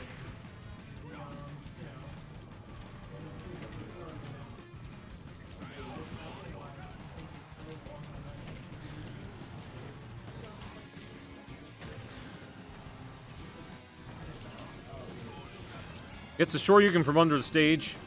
Dawn's making use of Ryu's moves pretty well, I dare say. Just throwing Hadokens and shotgunettes to keep him out. But Inferno is catching up big time. Throws him over.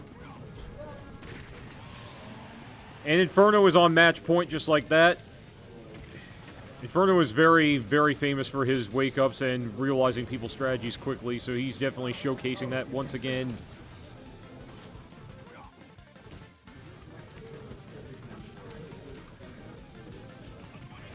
And that Tatsumaki Senpukyaku will put Dawn on game point. He still needs to get 3 whole games to win the set, just to remind you. Couldn't get the shotgunettes to hit that time, nor that time either, but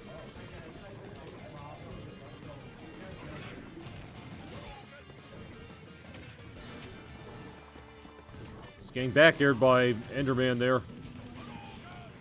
Uses a stronger Hadouken that time. It's hit in the face. He's somehow not gone. Dawn saying, I don't want to go out like this.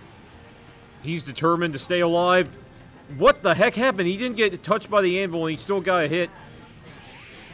And Dawn, just like that, just when it seemed like he was going to get shut out, how did he pull this off? I am in awe over what has happened.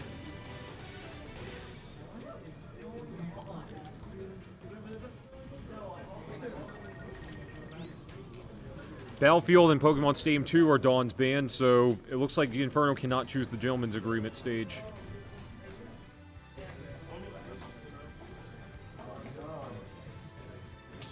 Going to Northern Cave. I already tried going there when I was taking on McDan on the feature table. And as we saw, whether it was because of my controller or just because I'm not that good, he managed to work through my Rob play either way.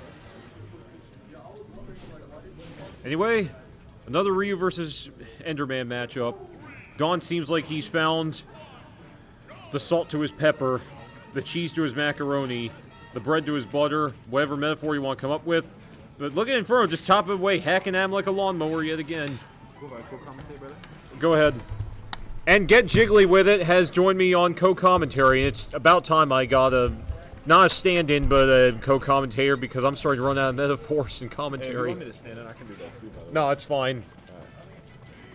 Just giving the people what they want. Now it seems like, because I was watching from over there, it seems like this matchup is a lot harder for Inferno than Kazuya. Yeah, Kazuya is very much on close combat, whereas Ryu can play a lot of distance.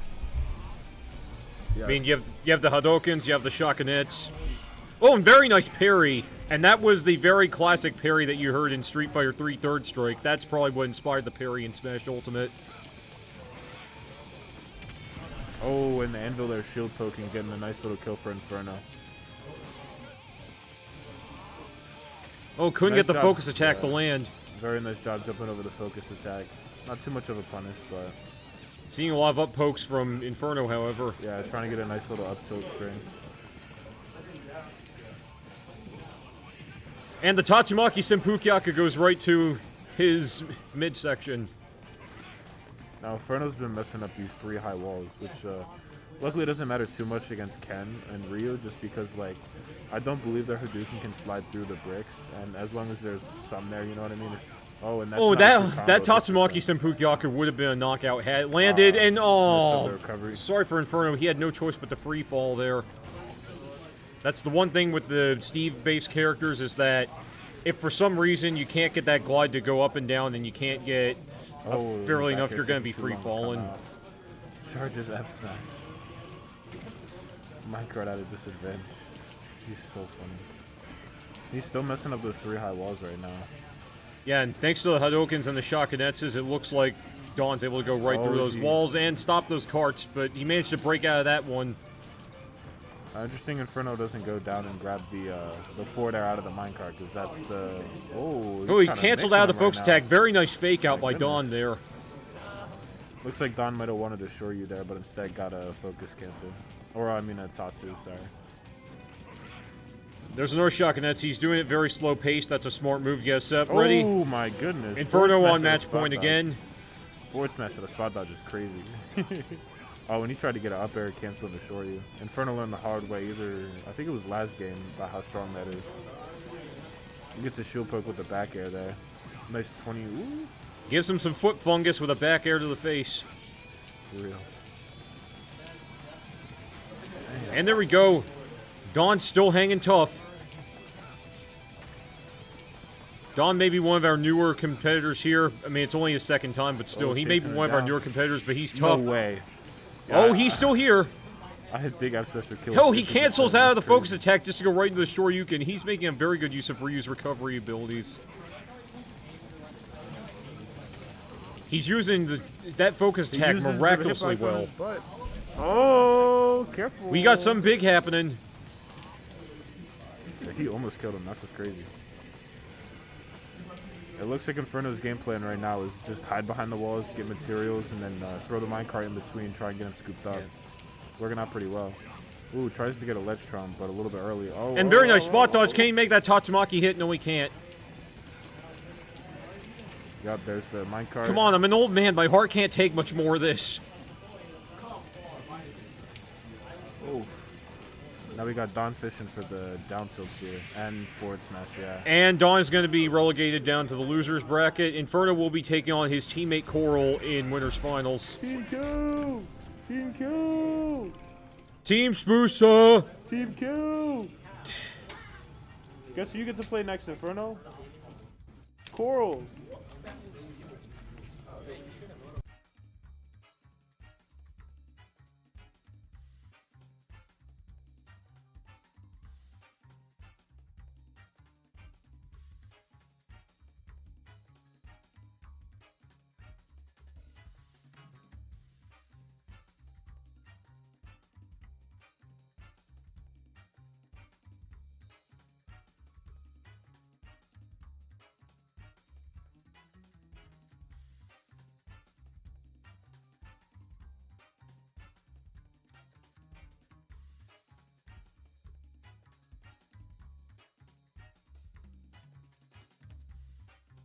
Anyway, I should update the scorecard because we're trying to find out from Mrs. Spoosa who's at the head-to-head next. It should be Coral and Inferno unless they play losers, but I don't think losers is losers isn't far enough along yet. And we also just got news that DSF... DSF 3-0 Jai. Wow. Well, Dawn is now going to be taking on Swift. Swift had a bit of a rocky start tonight, but he is working. Look at this full path from. No, where Swift has to play Kazuya. No. Swift only got a win on EB it's Cool, not lost to fair. Dawn, and now. Oh, it's a Dawn versus Swift run back. Dawn and Swift are having a run back in the losers' quarters. Because Dawn was the one who sent him down to losers in winners round 2.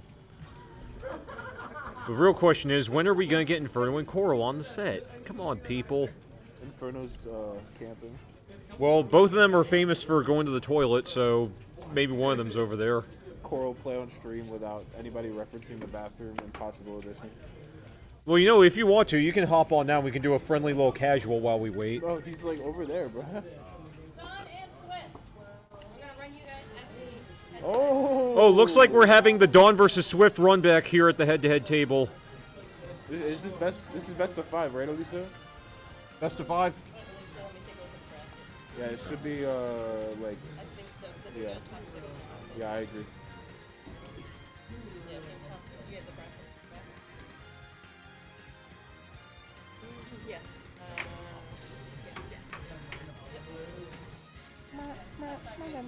Here we go. It's losers' quarters. The man who sent Swift down to losers to play me, and mind you, Swift completely killed me, is now going to try and get his revenge on Dawn. There should be the USB extent. Yeah, there you go. It's the Hylian Ninja versus the FGC Smash player. So forget about Smooth Criminal, Swift Criminal. He moves just like Michael Jackson would. So, yeah, they're doing gentleman's agreement. That means PS2. Bro, in Philly and New Jersey, people try to gentlemen's to Small Battlefield. I'm like, brother, why would I go to Small Battlefield? Why would I go to Small Battlefield? That That's stage is... crazy. I play Wii Fit, bro. I'm not going to Small Battlefield. Wait, What here am I should be looking our gentleman's agreement. Battlefield Form Final Destination. That should be the gentleman's No, agreement. that stage looks so bad, bro. That stage That's the makes me so idea. upset. That's the idea. Makes me It, so it's upset. sacrilegious. That's the glory behind it. I sat down with a Luigi player, and they were like, "Oh, do you want to jump into Small Battlefield?" I'm like, "Brother, I'm going to PS2 where we're doing bands. I don't know what you're talking about Small Battlefield. You acting crazy right now." He's I thought going Swift was going to play random for first. Whoa. I actually thought. Oh, looks like Don's going to be playing Ken this time.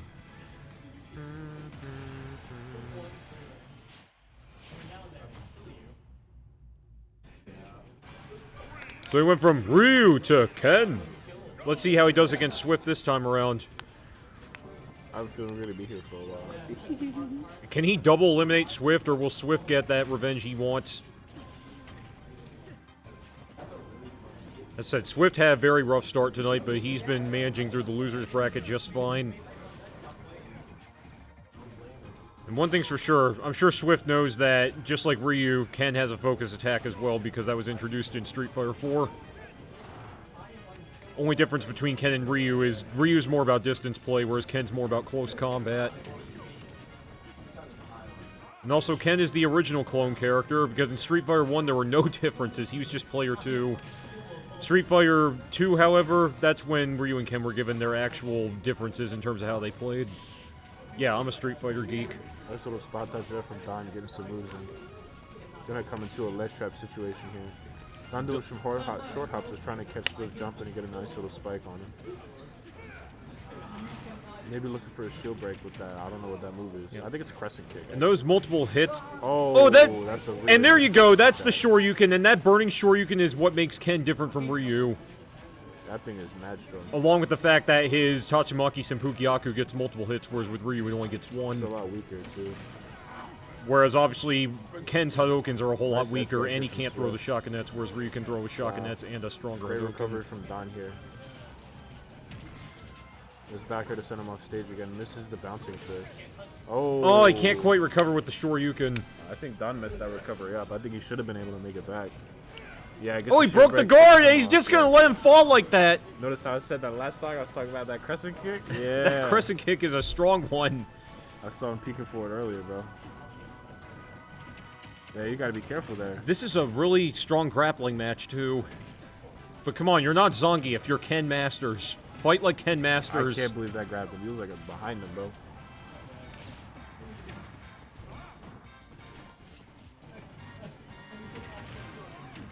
Now, even though Swift just got his shield broken, he's making this stock look really bad for Don. He's like 80% unanswered until now. He's Well, got a Swift nice is little all about string. Swift comebacks and Swift strategy. Don's getting some big damage in right now, though. Swift is either at or almost at kill percent. With all this rage, he might be at kill percent. Dawn's looking for that multi-hit Shoryuken that Ken's famous for. Right. Right there. And there he goes! Yep. Dawn will take game That's 1. Swift or Sheik dies so early in this matchup. And also, Sheik's easy to launch in the first place, so she's already at disadvantage in that regard. And that's a PS2 and Smashville ban from Don.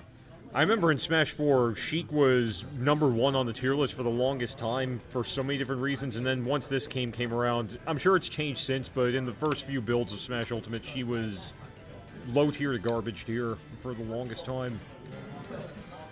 But once again, it's like I say, a lot of players we have here show that the tier list doesn't necessarily mean anything, because Swift makes Sheik work just fine. If we all play bad characters, then nobody plays any bad characters. Yeah. Dawn is up 1-0, looking to get into loser semis. Actually, let's look real quickly at the bracket, glimpse real quickly. He'll be taking on DSF if he can win this. Oh, that was a cool combo. Fatal, thanks for commenting. Let's go, Tommy Swift and D Sheik. That's a nice little string here for Don. Got 80%. Yeah, Dawn has not 86, been touched yet. 93%. Hey, he gets a knockout Yeah. without a single scratch on his body in the That's first a- 20 seconds. That's a 0 to death for Don, and that's huge. And he's making great use of the focus attack, of course. Because Sheik falling behind is Sheik has such a hard time surmounting like falling behind because of the lack of damage, lack of kill power. And Don is just making it look like killing Sheik is easy. He's just turning one hit into 20%. Next combo kill is crazy. This looks like a very hard matchup for Sheik. And that back air from crazy. Ken. He died at 80, bro. I'll tell you what, Ken's kicks hurt a lot.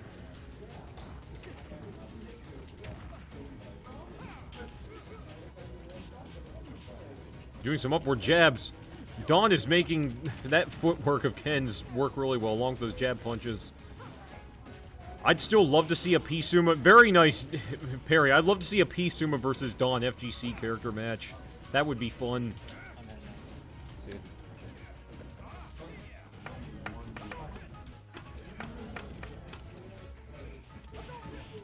Throwing lots of Hadokens. Yeah, and Don's preventing him from jumping by throwing out the Hadoukens exactly where Swift wants to jump. He's throwing it right at short hop height. Very hard for Sheik to get anywhere if they can't jump. And Don just keeping that distance. He's not worried about getting the kill now up 2 stocks. 2 full stocks, I might add. Oh. Oh, that focus attack, but Oh. can't quite freeze him in place. That did knock Swift back a bit. Yeah, it looked like Swift somehow got into the air there. Oh, that would have been clean. Goes right through it, and Dawn That's 3 crazy. stocks fight number 2. Wow. This matchup is buns, bro. But he's still got to win one more to move on to loser semis against DSF. So his bans are what exactly? PS2 Smash Roll again. Okay, thank you for clarifying. Yes, sir. Yes, sir. If they run this back to small battlefield, I don't know what Swift's odds are going to be. Bro, let him pick the stage first. Yeah, I'm going to let him pick.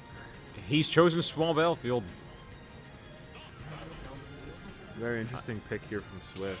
We'll see if he stays with Sheik. Swift is taking a massive gamble, but we'll see if he can make it work. I mean, he's managed to be top 3 at least 3 or 4 times here at the store, and none of that's been because of a fluke. Sticks with the Sheik. He's sticking with Sheik. He feels comfortable with his game. Arguably best Sheik in Delaware. Arguably, what other Sheik is there? No, I just like to say arguably because I know that nothing is ever really for certain. Nah, that is for certain. Ain't nobody playing this character but him. Well, shut my mouth. Yeah, the big issue with small, there's 2 main issues with small battlefield. Is one, like, Sheik is forced to approach and forced to interact with Ken. The other is the blast zones are so small, especially the top blast zone, that like you saw last game, Swift is dying super early. Yeah. Now, if Swift thinks that he can, you know, out-neutral, out-advantage they can, and small battlefield's a good pick, but we'll have to see this game, because it wasn't looking that way last game.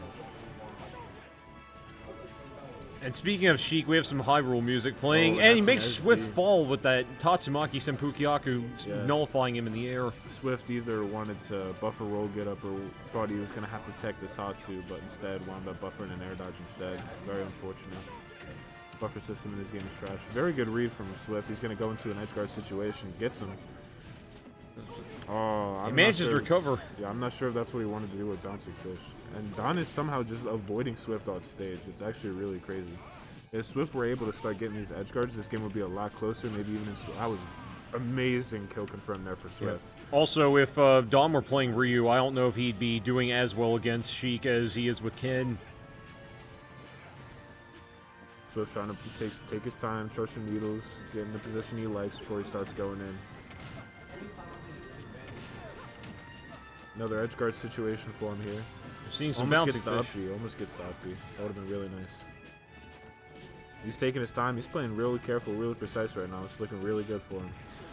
He is at a disadvantage right now with the percent, but playing a lot cleaner this game than he was last game. The important thing, in my opinion, against Ken is not letting him kill you super early. Yeah, Because he does a absolutely. lot of damage, but the thing is that once you get to percent, he's just going to fish for kill confirms because he doesn't have any reason to do anything else. And also, whether it's Smash Brothers or Street Fighter, Ken is a character who is known for gaining momentum quickly.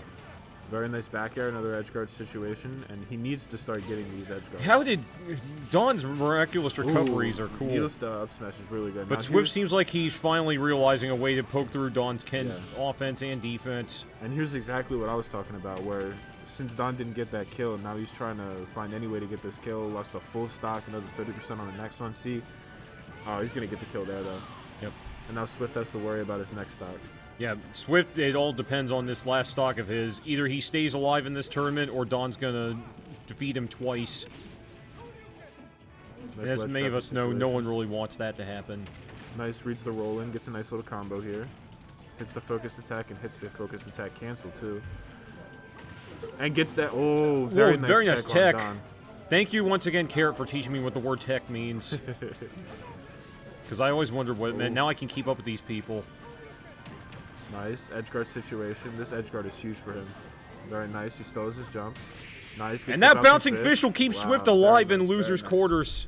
Now I'm very interested to see what stage Don wants to go to after he lost that game. Sounds like FD and Northern Cave are going to be Swift's bands. It makes sense. He doesn't want to play in disadvantage and he wants the combo extensions with Sheik.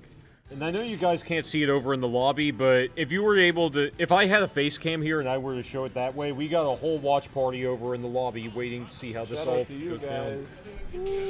Shout out to the crowd in front. Yeah. Woo.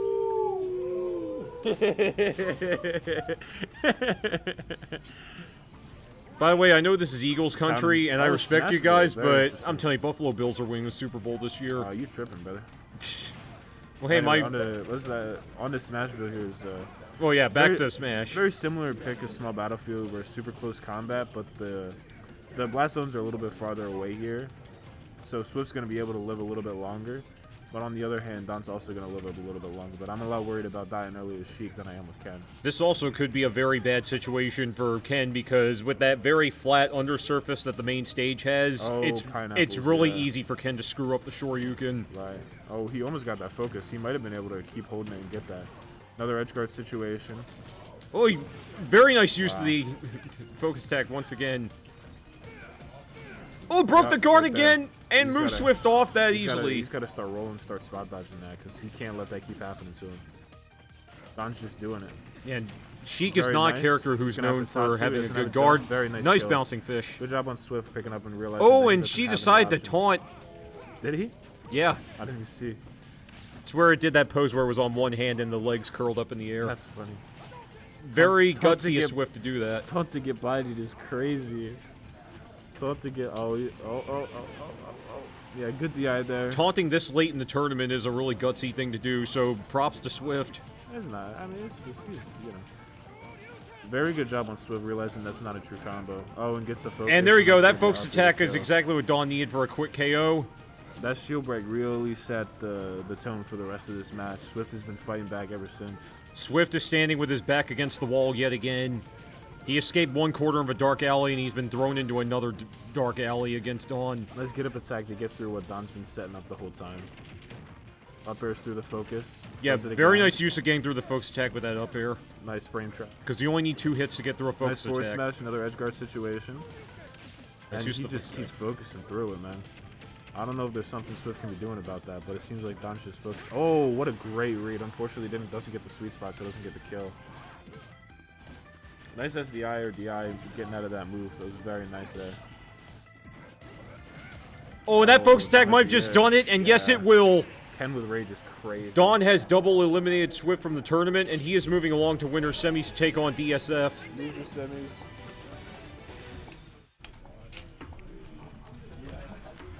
But Swift, as always, making top 8 almost every time he's here. Why am I not surprised? Because he's correct. And DSF is now stepping up to the feature table to take on Dawn. So You need is... a break? You need a break? You sure? Are you sure about that? Yeah. Alright. So it's going to be likely a Palutena matchup versus an FGC matchup. Yeah, easy. Plays Villager too, brother. Does he? Yes, sir. I had no idea, because I only saw him play Palutena tonight so far. And yes, that is his tag. Play Final Fantasy 14. I threw it in there just for kicks and giggles. He thinks he's so funny. Well, let's not forget that.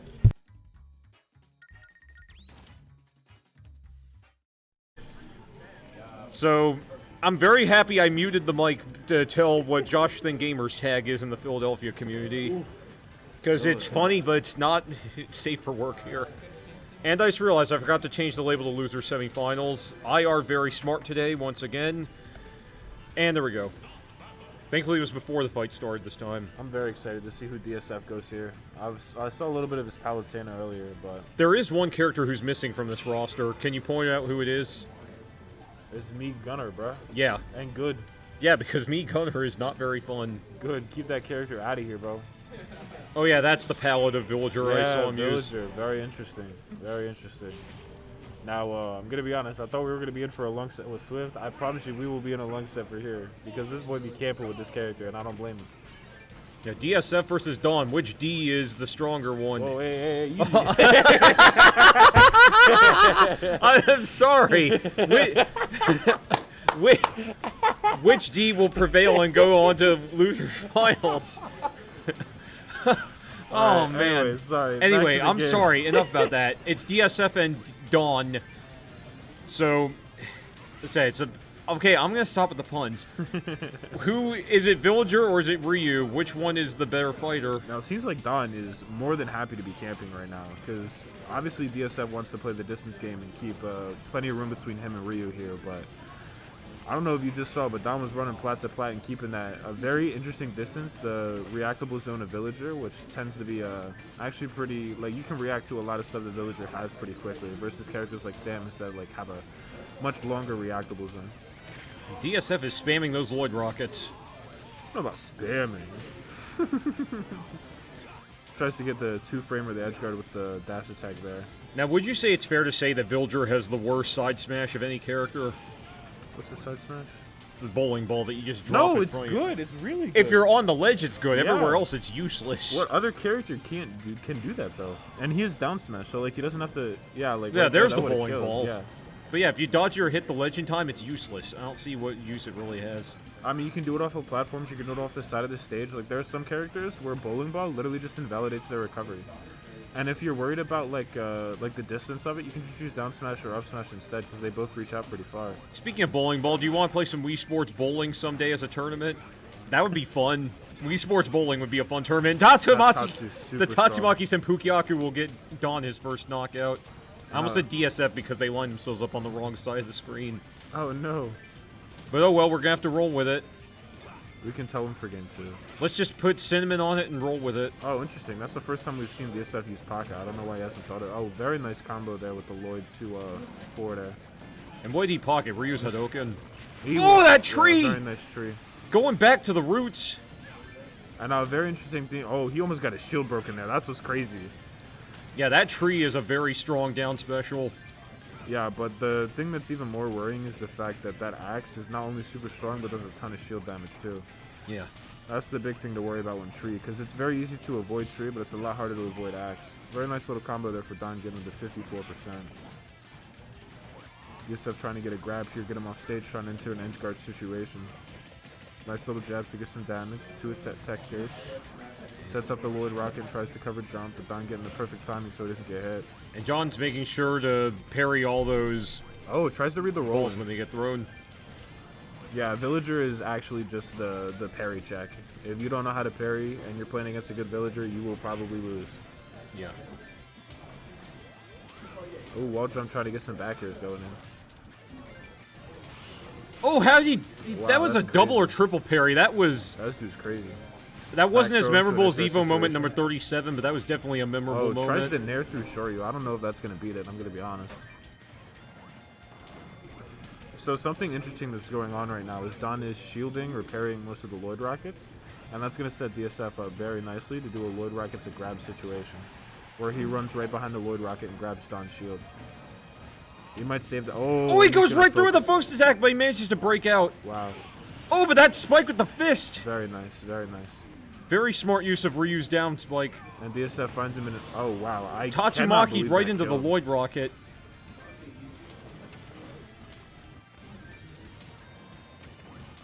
Playing some footsies here, trying to keep some distance. DSF trying to have the tree ready to go, but unfortunately withers away. Yep. There's the back air. There's the bowling ball, and here's going to be an edge guard situation. This is make or break for Don right now, and that's GG. Oh, he saved. Oh, almost saved him. That's GG's. Okay, I take back what I said on the bowling ball. You have officially Oh, convinced don't me, forget the Jigs.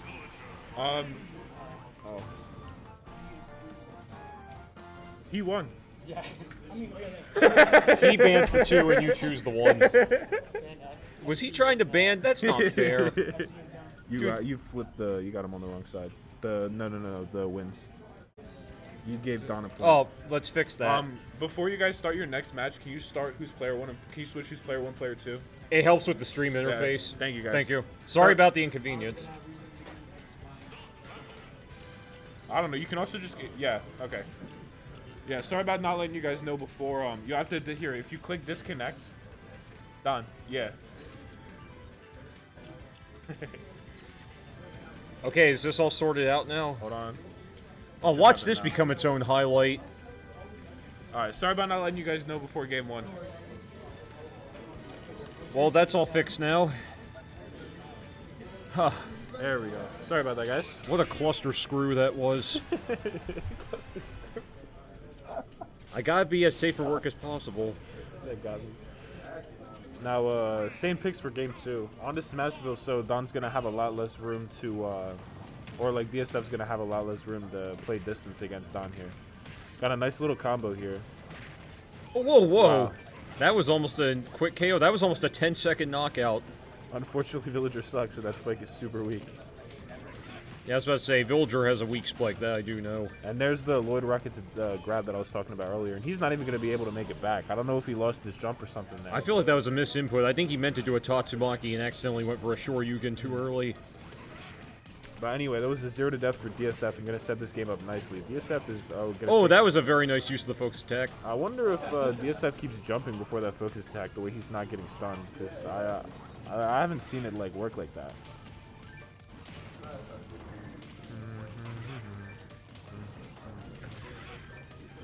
And DSF is more than happy to keep trading projectiles right here. This He has is a just- full stock lead. This is just baseball tryouts at this point. You can do this at baseball practice.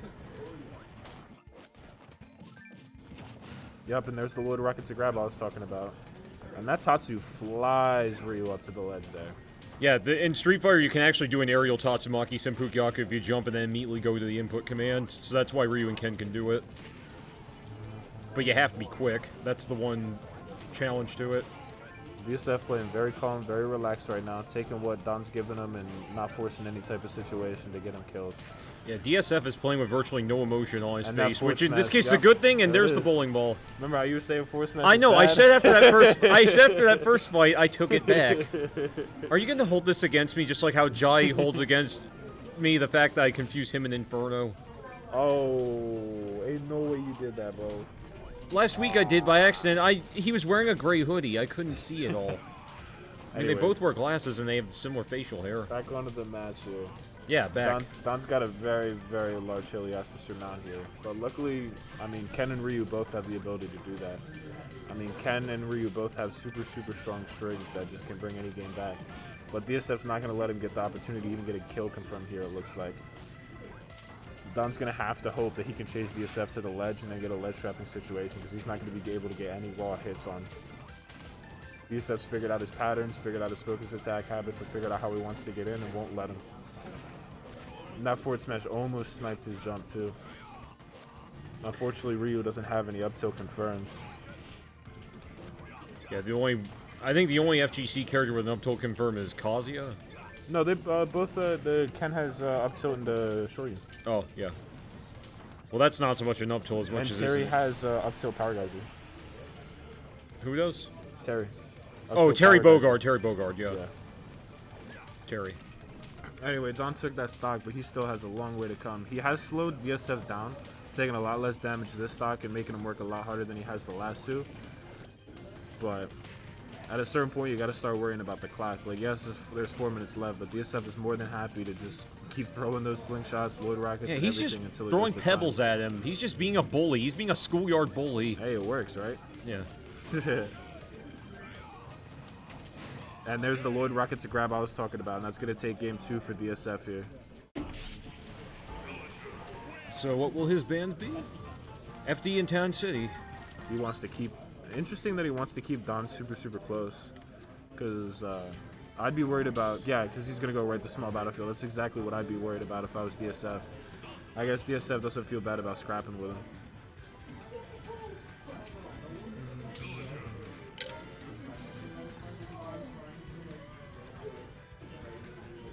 He's going to, stick with Ryu. We'll see if it works for him on this stage. Now, unless Don figured something out about DSF, I don't see this game going very differently. Just because of the smaller blast zones and the somewhat smaller stage, it's not going to be a huge difference. The one major advantage for Don here is that thankfully the underside of the stage is curved, so he'll work to his advantage if he needs to magnetically get back up to the ledge. Yeah.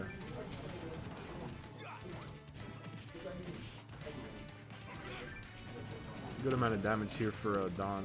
DSF set into a tech chase situation on the platform is going to get quite a bit of damage.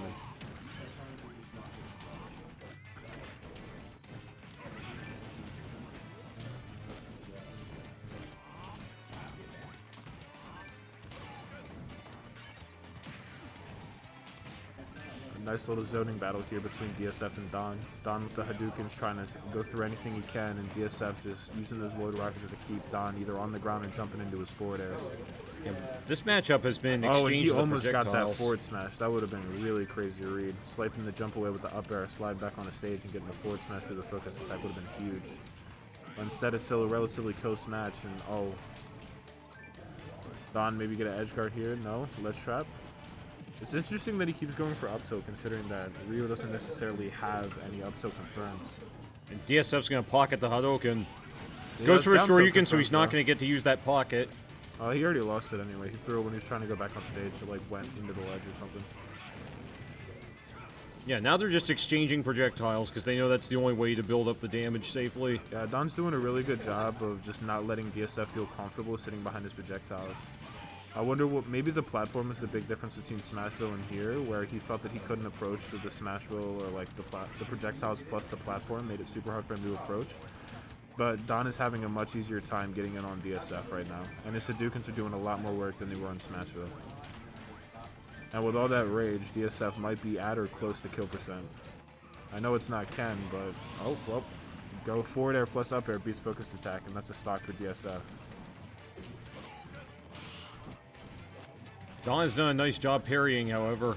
That's what you got to do against Villager. Nice little combo there to get him to 100%. He's definitely a kill percent now. Use the focus attack to absorb the impact of that Void Rocket. And this is going to be a juggle situation for DSF.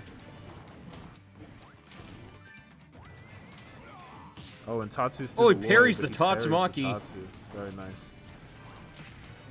It's very interesting that DSF doesn't use Tree at all. The only time I really saw him use it was last game when he, like, between stocks, but... He kind of used it in the first game, too. A little bit, yeah. But, like, definitely a lot less than I've seen other villagers use. Nice little jabs for some damage. Get a nice little combo from the... Oh, that might have supposed to have been an F smash. Dang. Very possible, because that dash attack didn't accomplish much, but the F smash there would have covered it. DSF starting to play around these Hadoukens, just taking away Don's game plan. Oh, bad air dodge, but luckily the Lord Rocket covers him, but keeps him from getting punished there. Lord Rocket saves him there too. Yeah, Hadouken goes to the Lord Rocket there, gets some damage, and then DSF's gonna enter a ledge trap situation here. Just does jump neutral air to back him off the ledge. Tries to up tilt through any move that Don throws out, but slightly misses here. Oh, very nice just one up strong tilt. I never knew Ryu's up tilt could do that. Yeah, strong up tilt is super strong for some reason. Oh, almost gets the down smash. That would have been very nice. And another ledge trap situation here. Almost gets the F smash, slightly mistimed. And I just realized with that curved underside of the stage that it can also help Ryu dodge the bowling ball. Absolutely. That's why I like stages FD, Battlefield, Small Battlefield, where Wii Fit can just hug the stage so not worry about stuff like that. And also so she can stretch her legs. Oh, almost. Almost gets that. Now DSF is fighting to get off the ledge here. Gets a neutral air again. Now, BSF has been using neutral air a lot to get off of the ledge. It's kind of his only real, like, up-close scrapping tool, and Dom's got to figure out a way to stop DSF from using it to get away from him. Uses the Lord Rocket to make him jump, then focus attacks through his forward air. Gets back to ledge in another ledge trapping situation. Watch this shield break. Oh, that was close. I thought that was going to break the guard, too. If he didn't jump away, it would have. Oh, Lord Rocket almost snipes him out. Oh, did he save him? He's just picking on him. There you go. Can DSF get a 3 sweep? We'll see. Oh, very unfortunate misinput, but luckily DSF was too worried about the tree to go and punish that. Yep, there's the Wood Rocket grab I was talking about. Very nice against somebody that wants to shield everything. Oh, some nice up air strings. This is a very, very close match here on game 3. And being close is not something you want to do against a character like Ryu, who can really quickly just turn the tides of any battle. Yeah, I'm telling you, if this villager ends up winning the tournament, since it's from Animal Crossing, I might need to come back here with a box of animal crackers next week. Oh, he blocked the Shoryuken. That could be a fatal issue for Don. Not sure whether it would have killed, even though... Oh, it goes right above the F smash. Oh, Tatsu. Oh, messes up the F tilt. He thought it would cross up, but Tatsu does not give the shield. It not only hits once, which he knew. He's trying to get a Hadouken in his pocket. Very interesting. Now an edge guard situation, just like, oh, and that up there is going And that's to a 3-0 sweep for DSF, which means it is time to move along for him to Losers Finals, where he will take on either Coral or Inferno, because they are due up now. But Don facing 4th. Really good result for someone who's only been here twice so far. He's been here more than twice, Beth. Has he? Yeah. I guess so. I've forgotten. He's placed really high this week and last week, but he's placed like pretty well the other times he's been here. Yeah, my memory's foggy. Nice jobs, dude. Good stuff, man. Top 4. Okay, so now it's time for Winners Finals. Kid named Finger and Colt. No, we do not sponsor Kid Named Finger. Oh. I already went over this earlier. Okay, you know what? We're gonna... Man, I'm... Ugh. Team kill. Team kill. Just because he's going by Kid Named Finger, there, we're starting him off with -1 point. Nah, kid, we'll put him back at 0. Team kill. There we go. Team kill. Sure. Well, actually, no, I'm fine. Team kill. Team kill. Just because you said Kid Named Finger, I had to start him off with -1 point. Team kill. Team kill. What is Team Kill even? When 2 people of the same team have to play. Oh, yeah, yeah. So, like, me and Reflexo was a team kill, Claire a team kill. If Jai were playing them, that'd be a team kill. And you know what? Since we haven't set yet tonight... Darkblade. Darkblade! Darkblade! Darkblade!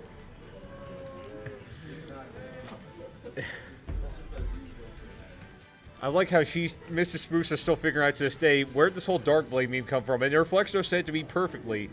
Man, it's Darkblade. It's Darkblade. Come on.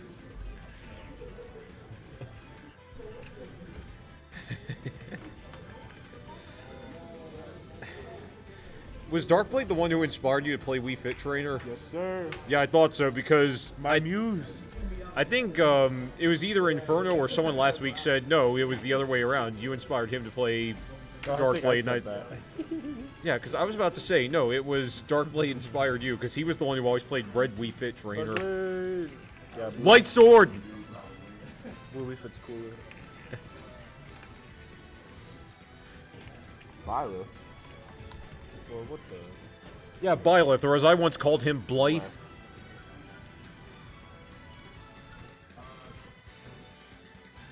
I think I'm actually gonna sign out. I'm gonna go as Don if I can get some games with Kazu, so I don't know how to play against that character. Yeah. So, thanks for being here. I keep screwing this stuff up. So, we're gonna let Jigs go have his mental rest. I can't because I gotta moderate, so I gotta stick this out. Unless someone like Boomer wants to get on the mic. Thank you, Get Jiggly with it, for staying with me on this. Now I gotta go back to doing it solo. How fun.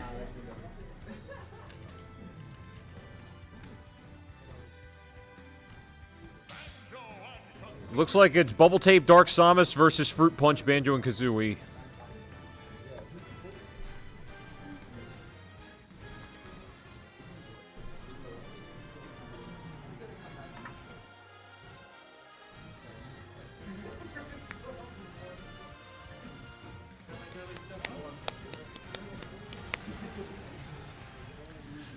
Let's get it on. Here it goes. Winners finals. This is for a spot in Grands with a big advantage of not having to win 2 sets in a row. Winner will get the winner's representation in Grand Finals. Loser will have to take on DSF in Losers Finals.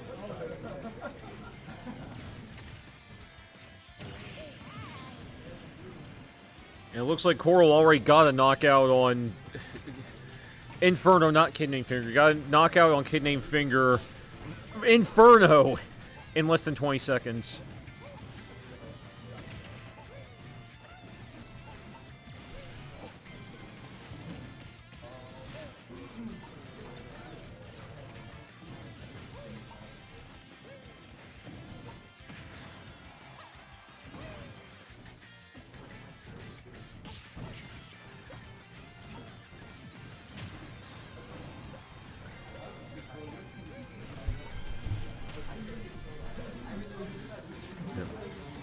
And Inferno missed the side B there.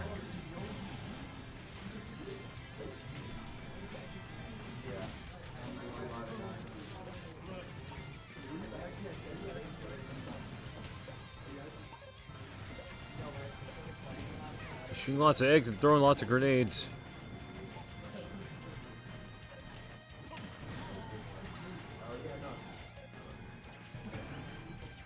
Dropping bombs. Coral is being as destructive as he always is. And Inferno finally gets himself a KO.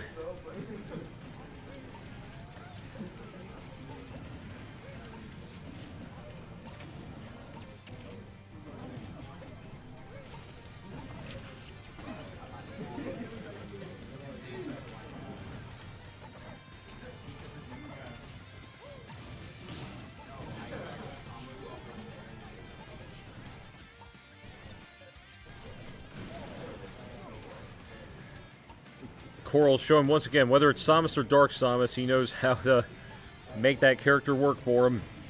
Building up charging up the beams, getting the side Bs, etc., etc.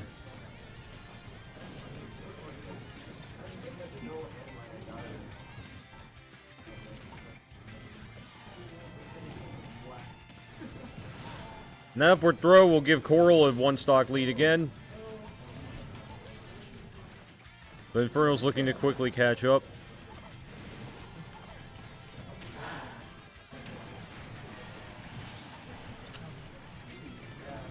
It's 1 stock to 1, and it's looking fairly even, which is typical for a same point matchup, I'd say. And he parries the beam.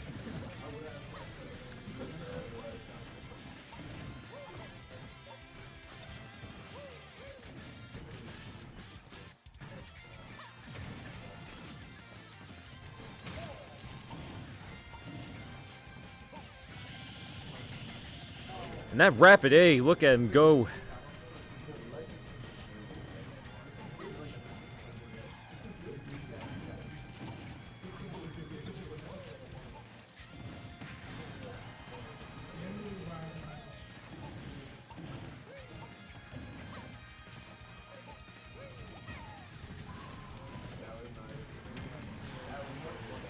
Lots of exchanges of side Bs and standard Bs. That seems par for the course with these two players' mains.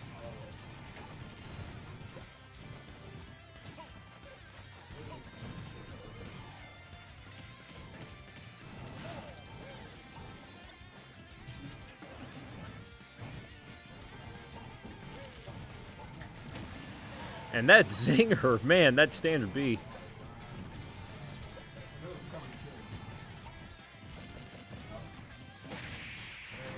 And game number 1 is not done yet. Oh, that was a very nice exchange. Make him catch the grenade and make him get punished for it.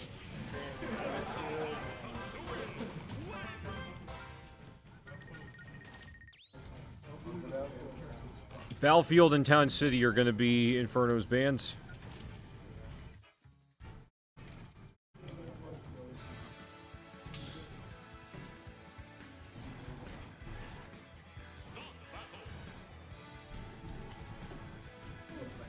The Inferno's up here in winners finals, 1-0.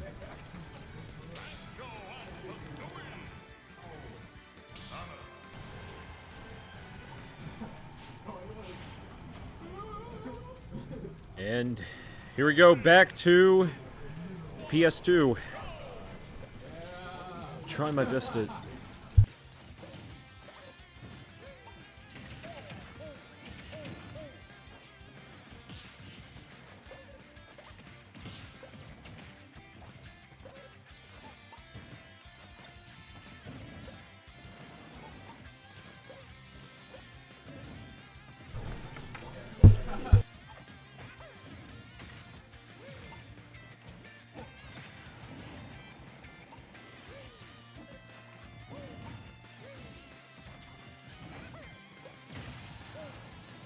So jumping on the mic now to do co-commentary with me is Dan the Man McDan himself. Dan, baby. The man who knocked me out in winners, Oh. and who I knocked out in winners in Melee, so I think we came out about even. And I'm commentating the guy who knocked me out of winners and the guy who's knocked me out of winners many times before. So who knocked you out tonight? Inferno? That was Oh yeah, Coral. oh Coral, yeah, it was Coral.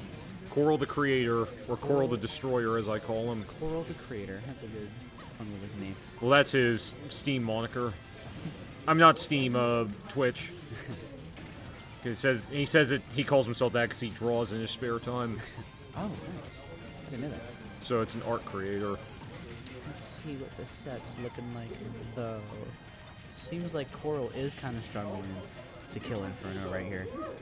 And, you know, we've seen a lot of different types of outcomes from Coral's sets tonight. Oh, he missed the Oh, up he tilt. tried to he goes for the funny up tilt. I don't know what Inferno was cooking there. Does the up throw instead. Yet another stock finally getting the first one. Good for Coral. But yeah, we've seen Coral play all different types of ways tonight. Definitely a little bit out of the ordinary for him as well, but still managing to come out at the end of the night and clutch up and secure his spot up here in the higher ranks. So I think this set, yeah, this is winners finals. Okay, this is definitely, we've seen Coral definitely come back and sort of recollect himself for sure. Yeah, definitely a lot of spur of the moment options here coming from Inferno. I don't know what the side Bs on the platforms were for, but perhaps it is a little bit of over-aggression. You never really know. Coral, again, coming off seeming like he really knows he's like in his element, a little bit more like aware of what the situation is. I feel like sometimes that's how a lot of these players sort of handle these situations, is they'll sort of understand what to do in higher intense moments, like up in top 8 and winners finals right around then. And of course, as always, Coral's Samus has arguably the strongest up throw of any character. Yeah, for sure. But yeah, you definitely see that. You see that type of play from Coral now. It's sort of the the understanding of, okay, this is what I could do here. This is what will lead into this and whatnot. So, that was a solid parry. Yeah, he parried the grenade. We've been seeing all sorts of parries tonight.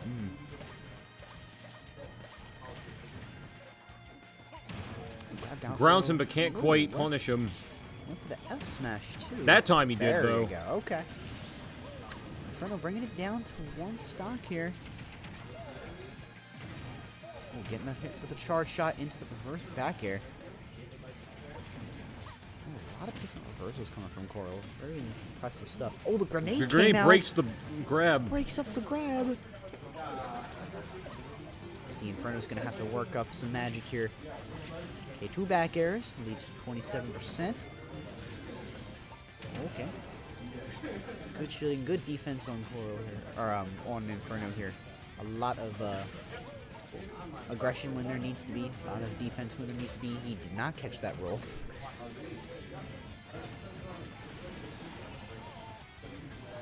Good up B, out of shield right there. And drop down there into forward tilt, I believe that's what that was from Coral. Oh, went for the down air. Charge shot. Oh, landing there. Doing some back airs. A little bit of back airs. And Coral will tie the series up 1-1. 1-1 it is. Town FD are the bands.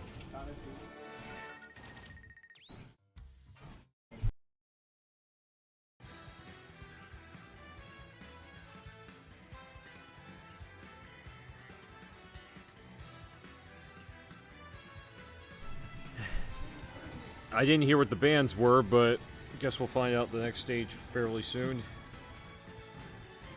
Yeah, there seems to be, I don't know, there seems to be a lot of knowledge between these two in their matchups, because if there's anything, you know, you see a lot of Inferno's,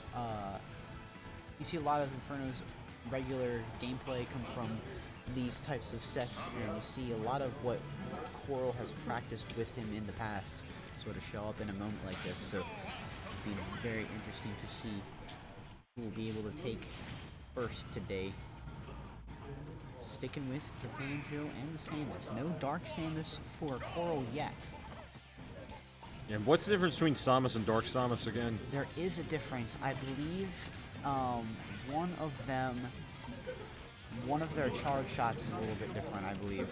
And also, there's a few other aspects that I'm not quite sure, but there is differences enough to make them both viable characters, so.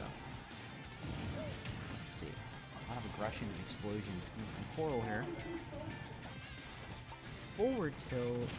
Try to go for F smash too. Inferno definitely being a little aggressive on these ledges, which rightfully so, especially if you're Banjo. You know, you gotta go for something that Coral might just run straight into with a roll, or yep, there it is, with a roll in. Or we've been seeing side Bs from Inferno all night long. Yup.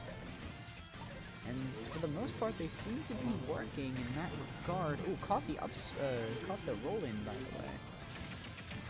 Okay, got the up air. Into the charge again. Drop down Zair and F tilt. And that tilt was exactly what he Very needed. good play. Very good play.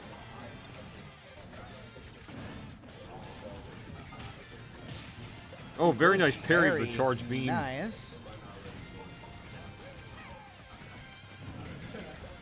Yeah, we could definitely see once Coral gets that lead, you know, he kind of plays his own game. He doesn't allow much approach, doesn't allow much leeway to approach when it comes to that situation. But And that's one way to ground and spank. yep, ground and spank from Inferno.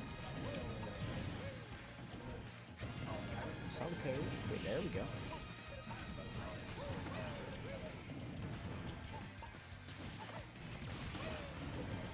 Inferno's just dodging those beams, just jumping. And he does it again. We'll try to go for an F tilt there, but got grabbed instead. Dash attack with a shield charge. Okay.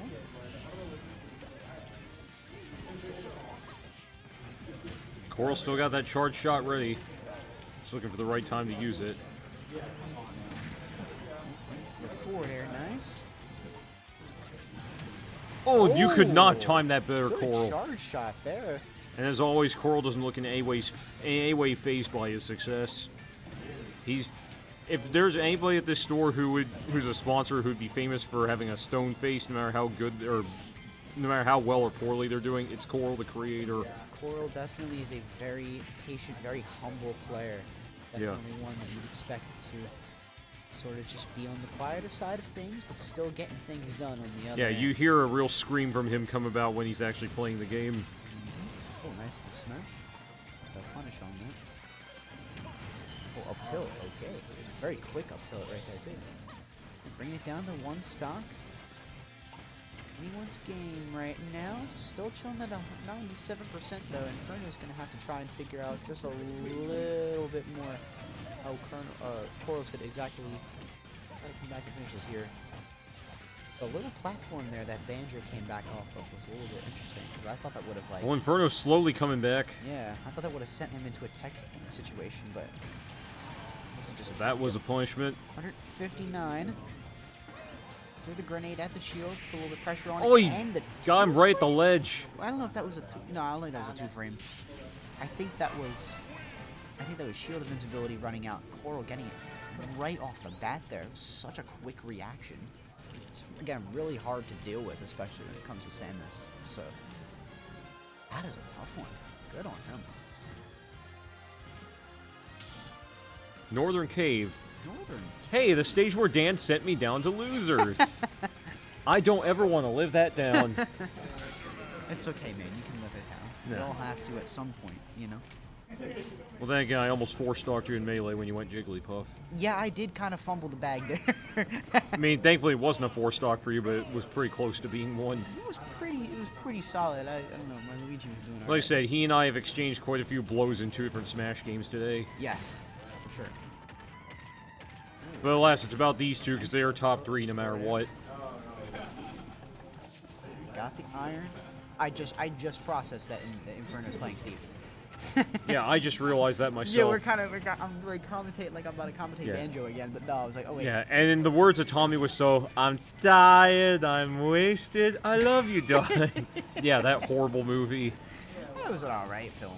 It's definitely- alright if you shut your brain off. If you try to make sense of it, it's horrible. It shows its age. Yeah. But Can you believe that movie's 20 years old this year? yup.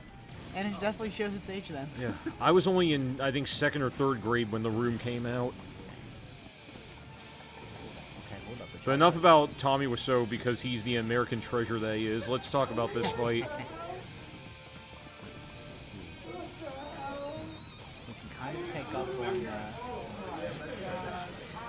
We can pick up on a lot of different habits that Coral has here, but Inferno seems to be. switching Yeah, it looks like things up. Inferno's really starting to see through Coral's strategy.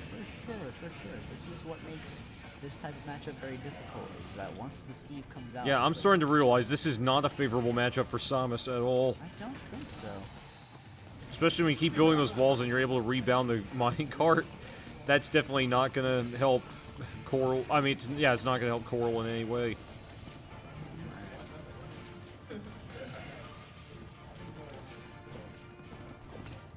Throws that axe away. Oh, surprised that minecart didn't.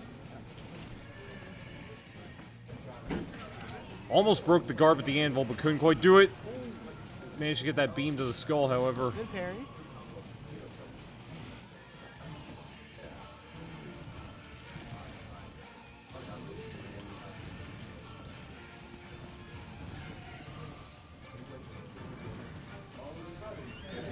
Oh, Oh, thought he was gonna roll timed it into the well. charge Problem shot. was Okay. Inferno timed to block Oh, well. that smash and a stop.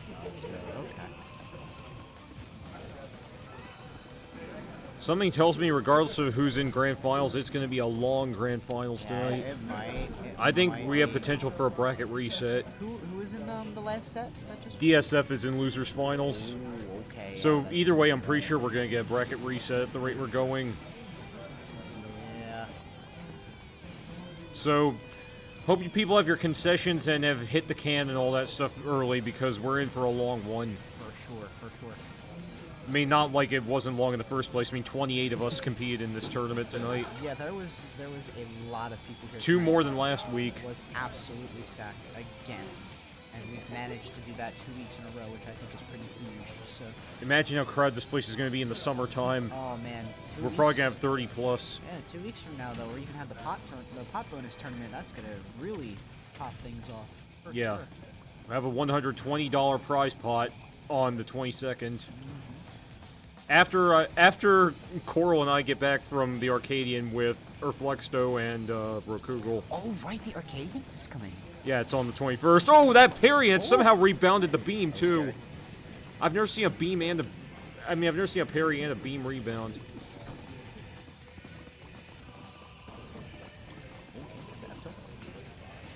Blocked again. I thought the missile would have went. I guess the missile's not gonna go between the two blocks. I really thought it would have though.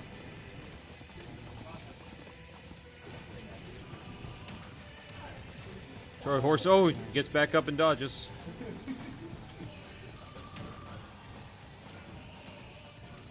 This music is pretty intense for where we are in this tournament by now. Ooh, I thought that shield was going to break right there, but it did not.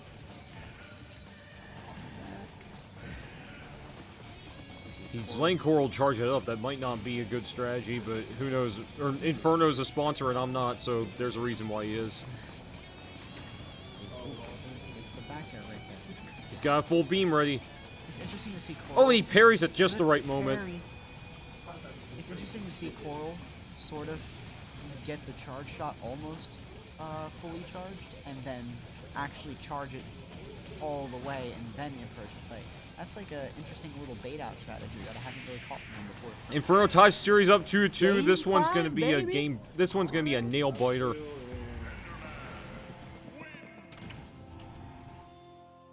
I don't know why. I'm not fond of the Minecraft victory theme. It sounds so generic. It's like in the game. I think it's when you get like a really good achievement. Like Yeah, I've never actually played I've only played Minecraft for I think 3 minutes. It was just it was just to troll my cousin when he was really young by intentionally attacking him. Yeah, I think that's they sort of went for a more nostalgic feel when it came to that, but But anyway, it's 2-2, 2-2 right now. and they're going to plain old Battlefield. This is as plain Jane as a plain bagel. Let's see. Characters are really important right now. You gotta see if Inferno's gonna really go back to that banjo or if he's gonna stick with the enemy. Yep, there it is. Now, Coral. Now Coral's brought out Dark Samus. Coral bringing the Dark Samus to Game 5. So this is really interesting to see because it's like you wonder what exactly Coral switches up for in this situation. Yeah, I was about to say he was just letting Inferno mine away for a moment. This might exactly be what it is. There's some type of difference with Dark Samus that might be just the little bit of support with the Steve matchup that Coral needs right now. I'm very curious because I don't know exactly what that difference might be, but it might be just subtle enough for Coral to really make work out. Okay, got the forward. Yeah, this is going to be a close one. Okay, a lot of projectiles coming from Coral this game too. Both these players are kind of respecting their neutral rounds. You know, they Whoa, got, Coral, that was a nice follow-up. oh my gosh, 30 damage almost. That's 30%. Okay, dash attack. And go for the down B. Getting the charge again. Out on Zaire. Zaire again. And there's knockout number 1 to Coral. Approach with the Zaire into the charge shot. Very impressive stuff. And Zaire. What's Zaire again? Zaire is like the command grab basically, which is like Z in the air. Oh, So okay. it's like it's whenever you see Coral sort of jump and also like throw his like beam to grab. Oh, yeah. That's what Zaire is. Oh, as in, yeah, okay, I get it. Yeah, now. so I'll show you when he does it again, but I'll probably do it in a second. Yeah, I've been doing this for a while, people, but there's still some terminology I'm unfamiliar with. Good job today, man.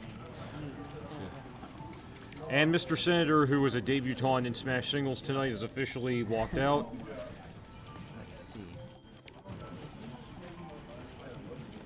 the turnaround charge. Sorry about that. Oh, I thought that was going to be a sneeze.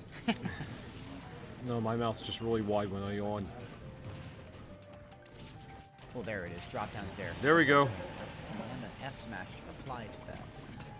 Responds to that. Okay, out there.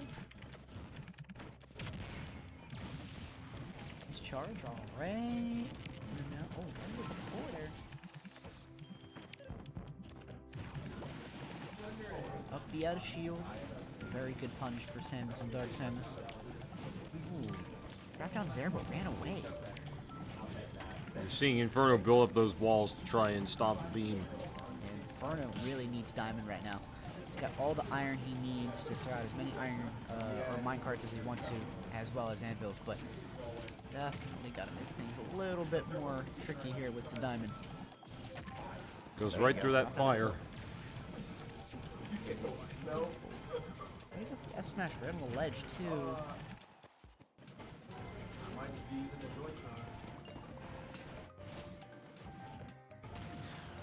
It does downward tilt.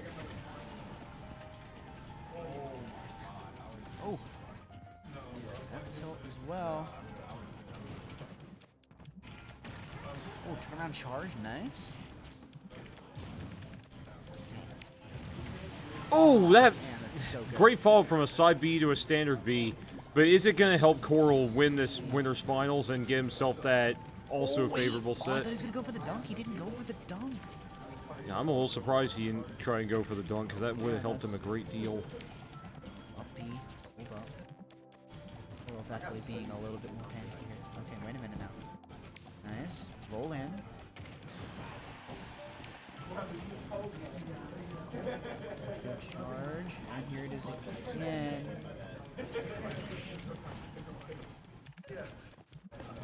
Ooh, wait a minute now. Okay, turn back around and drop it down back. It's air. Mano y Mano. Oh, it's forward air. Thing this whole night's been, but now it's Mano y Mano with stock as well. Oh. Bounce the anvil. Things are tight here. This is for Winners Grands. Ooh. Dash attack into the shield. Coming back up. Oh, And Inferno has gotten the VIP ticket to Grands, which means Nice Coral is job, going to have to take on DSF in Losers Finals to determine who will be taking on Inferno. Coral versus DSF. Or sorry, And- Inferno versus DSF. Wait, and- Coral versus DSF. Yeah. And one thing I've realized is that either way, we're going to be getting a run back because Inferno was the one who sent DSF down to Losers in the first place. Oh, dang. So it is either gonna way, be we're going to get a run back in Grands. Interesting. Interesting. Well, stick around. We will be getting that very soon. I should probably go back to solo so McDan can go enjoy some casuals. Thanks, dude. I appreciate you having me on. Yeah, I'm just glad I had him here for the meantime, but now that I think I've gotten my groove back again, let's see if I can carry out the rest of this series. Thank you, McDan, once again for coming in, and thanks for the fights in Melee and Ultimate tonight. But yeah, Losers Finals is coming up. It is Coral versus DSF.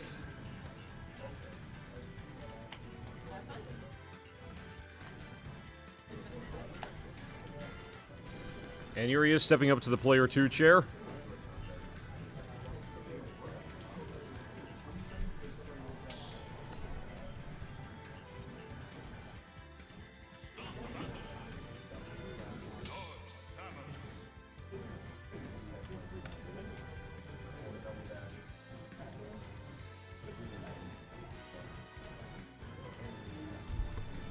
And he's sticking with Dark Samus for this fight.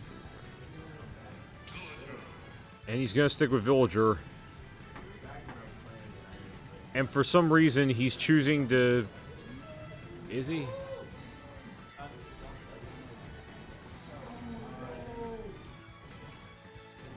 Oh, at least he was informed to change his tag. Because, yeah, we don't need a kid named Finger Jr.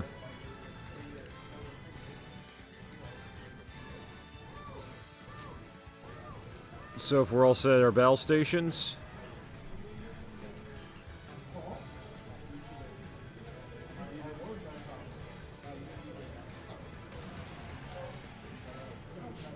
Here it comes. Losers Finals. Coral versus DSF. as I told McDan, either of these guys are going to be having a run back against Inferno because Inferno sent DSF down to losers, and Inferno is obviously the reason why Coral is in losers finals. So either way, one of them is going to be having a run back against Inferno and Grands. Question is, who's going to get that run back?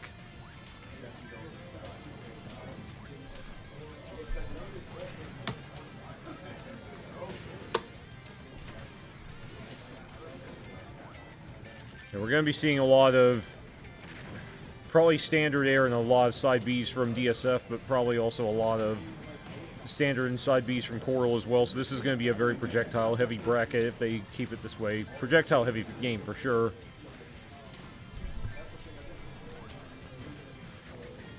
And they're just canceling out each other's attacks.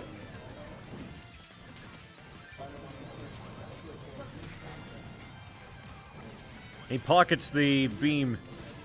Can't make use of it, though. Use it, but can't really make use of it.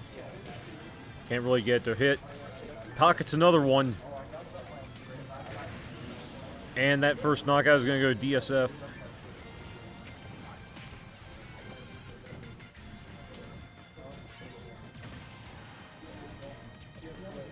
Throws it back, but can't make it work, really. Throws the Lloyd Rocket, and that pushes Coral back.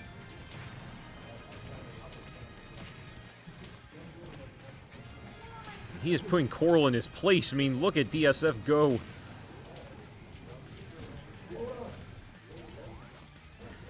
He ledge jumps.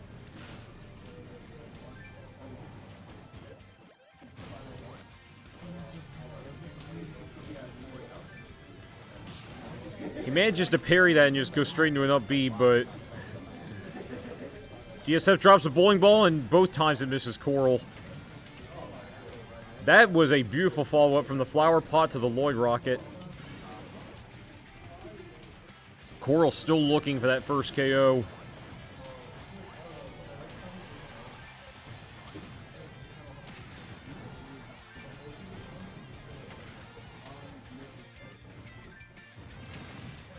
Cancels out the Lloyd Rocket, but Coral's not going to be able to recover from that. DSF still at full strength with all three stocks. And finally, Coral gets a KO he needs, but he still has a whole lot of ground to make up at this stage.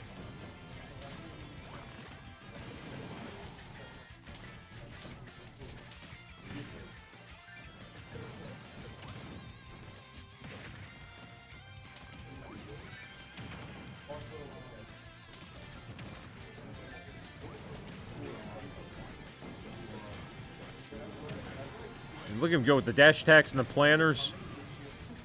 If he had grounded him there, that would have been the game, but Coral's not going to give up that spot for Grant so easily. Drops the bowling ball, but gets double hit by a side B and a standard B. He's got a seed planted, but he can't quite plant the tree just yet. And DSF is going to take game number 1.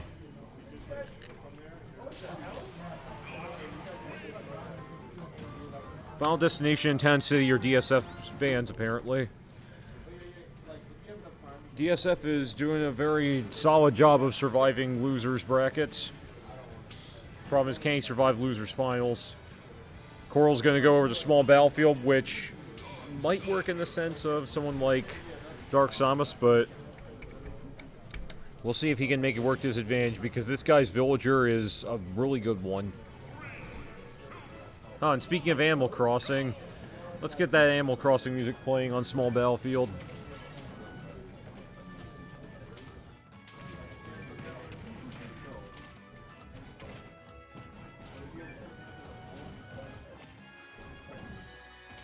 It's pocketing a bomb. Manages the Lloyd Rocket to stop the beam. DSF is just canceling out all those projectiles in any way he can. He's doing a really very stable job.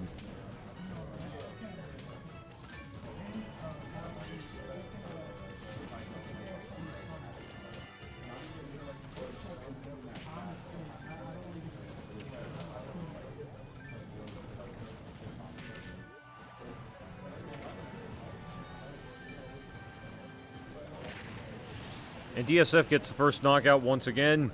DSF is doing a very stable job of being distant and also narrowing down the damage. He's limiting his damage exposure so well.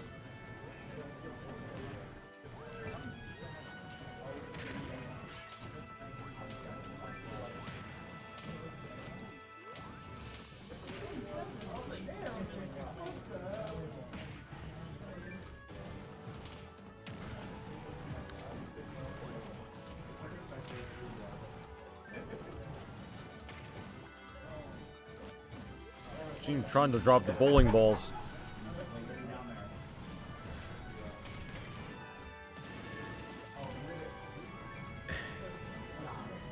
And I don't know how that happened, but it looked as though Coral kind of helped DSF make it back.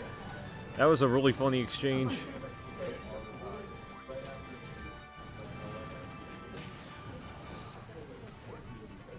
Couldn't quite plant the tree. Ran away from it a little too soon. Has the tree ready now.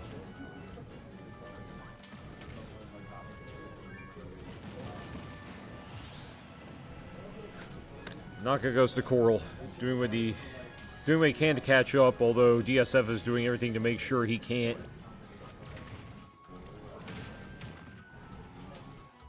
Coral's starting to put the wallop on him now. I mean, we've seen Coral have many numerous comebacks, many miraculous comebacks at that. So nothing is ever set in stone.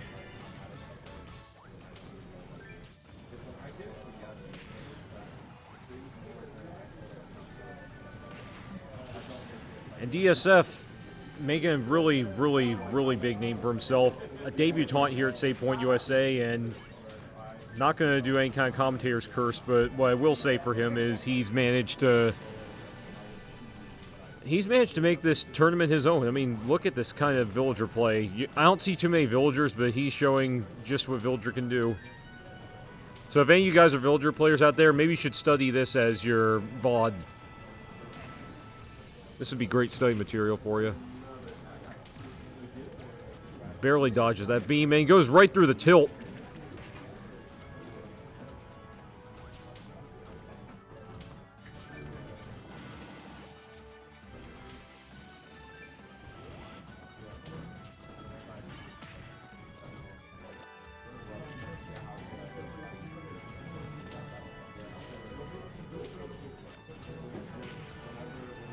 Goes back air slingshot. And the Lloyd rocket.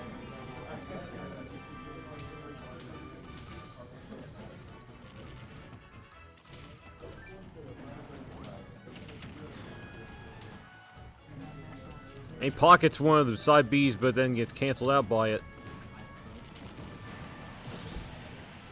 It's 1-1. Coral's looking for an opportune moment to use that beam.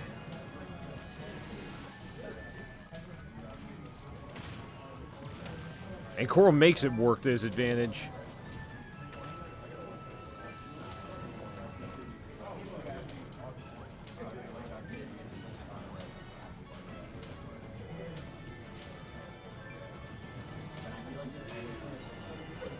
Side B cancels out the beam with a standard A. Manages to trap him, but can DSF get that KO? Not quite yet, but he's getting closer to it. Couldn't plant the tree. Somebody plants it that way.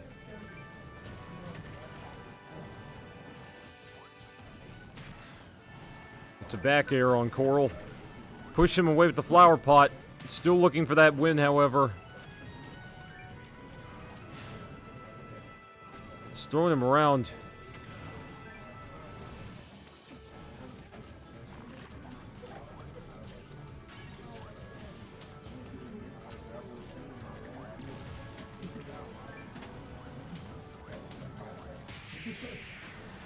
And DSF is up 2-0.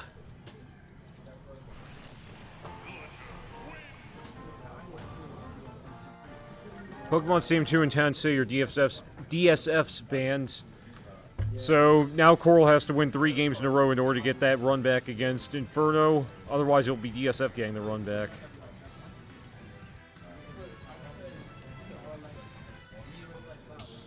Delfino Plaza. That's a. Okay,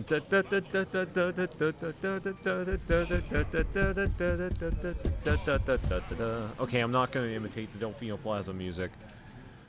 I don't really find this fight worthy, but apparently Coral does, so we'll stick with it. Okay, no, I promised I wouldn't do it. I'm sorry. Anyway, it's 2-0 DSF. As far as I know, as I said, a debutante here. And we know Coral is a comeback king, so it's very likely he could get that comeback he's looking for.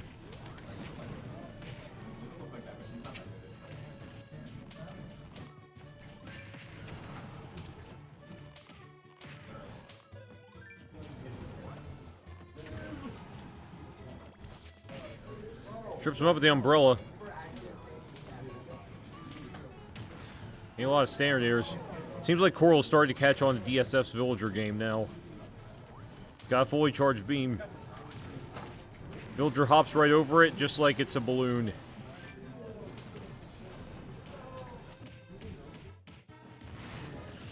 And that up throw, as we know, the two Samus characters, Samus and Dark Samus, are known for having strong up throws, so that works to Coral's advantage and puts a stop to the Lloyd Rocket.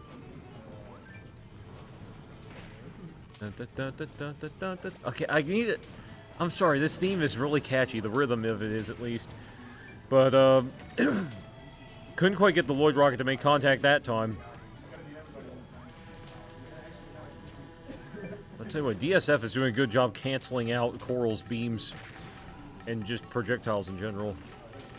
He's got a tree ready. What does he plan to do with it? I'm not sure.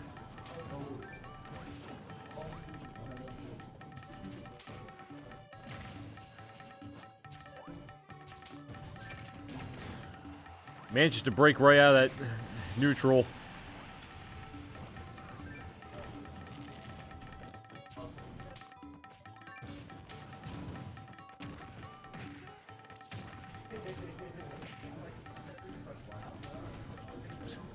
DSF is keeping up the juggles.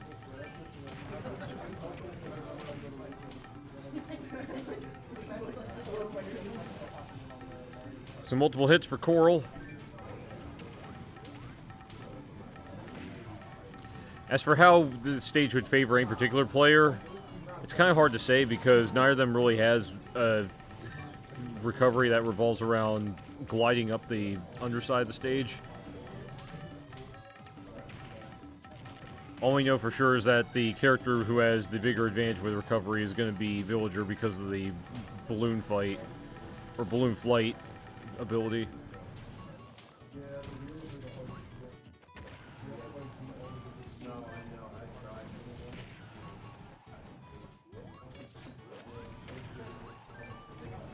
DSF is looking for that one-stock lead, and Coral is doing a very good job keeping him out. Coral is on the cusp of getting his first game.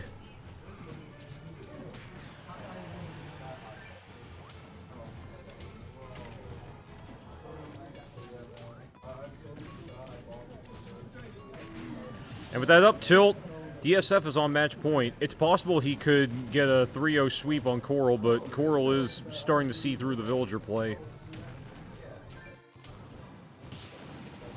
Oh, that very nice parry to upbeat follow. Fantastic job, Coral.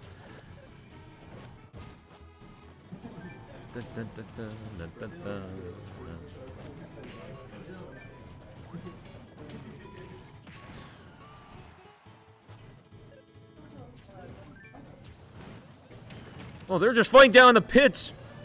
DSF is still not down. That should have been the game-ending KO.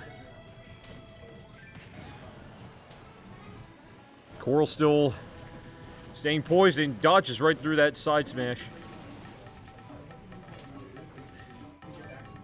It is quite miraculous to see the kind of stuff we're seeing from DSF tonight.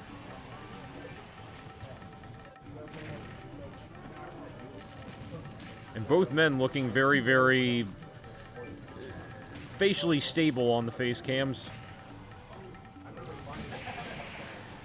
And Coral finally has a win to his name. He managed to get 3 wins in a row in the winner's side before he took on Inferno, so let's see if he can do that now against DSF.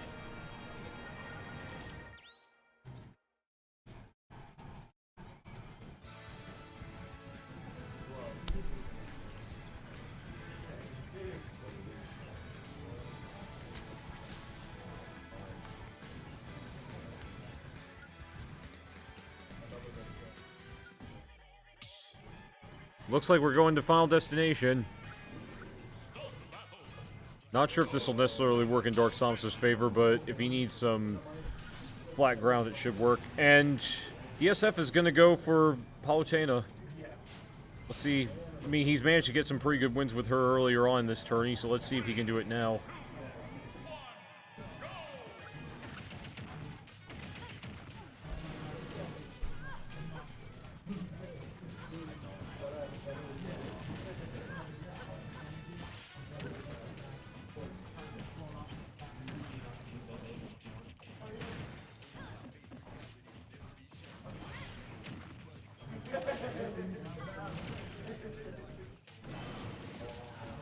Yeah, I'm expecting this to be a very, very projectile-heavy fight between these two.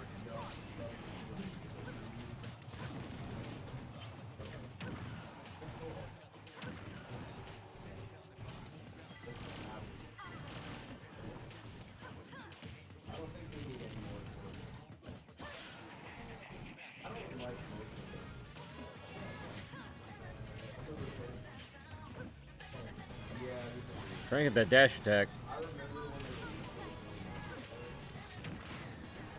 And that's back air is going to give DSF a one-stock lead. I mean, his Palutena play, he's doing all the right things. Going for the dash attack at the right moment. Using explosive flames to edge guard. Going for the down throw. Does downward tilt. That's a good way to get Coral off the ledge. There's a back throw to DSF.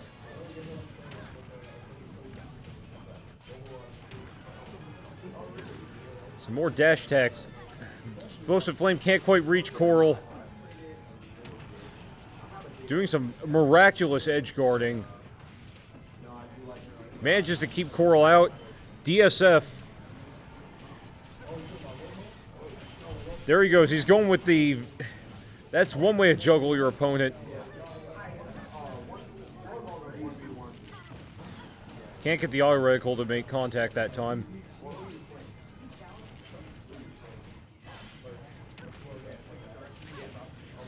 And that was a very nice fall between the Explosive Flame and the auto reticle.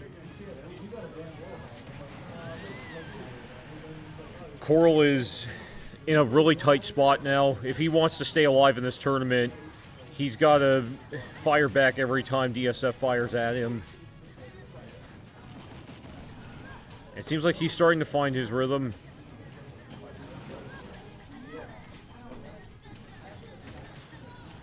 The back air Coral. Coral is quickly catching up on damage like he typically does. When Coral's in a tight spot, he knows how to come back quickly. That's been very characteristic of him since I first started coming here. And Coral is still building it up, trying the Explosive Flame. DSF breaks right through the beam and uses the auto reticle. Obviously good because it has multiple hits. And with that forward, with that dash, DSF will be having a run back against Inferno in Grand Finals. That was quite the Palutena play, if I do say so.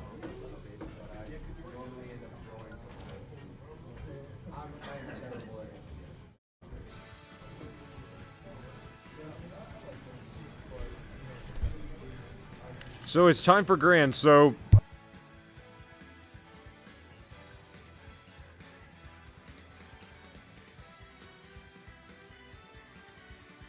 just as I was calling his name, he says, "I'm right here."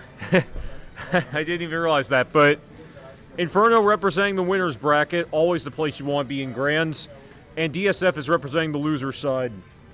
You know how double elimination goes, but just in case you don't, because I always like to preface this. Inferno Gaming and DSF for Grand Finals. Yep. But just in case you don't know how double elimination works in Grands, if you're on the winner's side, you only have to win one set of three. If you're on losers, you gotta win 2 sets of 3 in a row. So DSF has the advantage, but as a first-timer here at Save Point, he's made a name for himself, and he wants to keep that name solid. But we do know Inferno sent him down to the losers bracket earlier on in this tournament, and that was in winner's quarters, so the real question remains, can DSF get back at Inferno for that send down to the losers bracket, or will Inferno double eliminate him?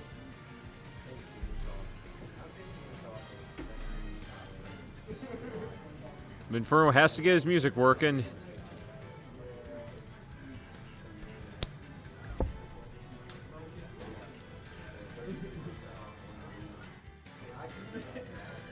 Yeah, there's the tag I shall not speak of.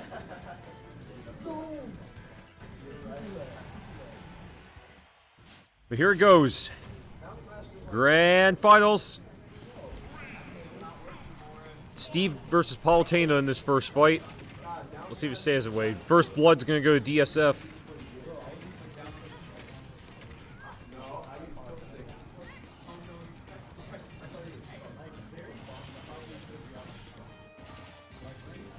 Man, DSF is making an explosive start as Palutena.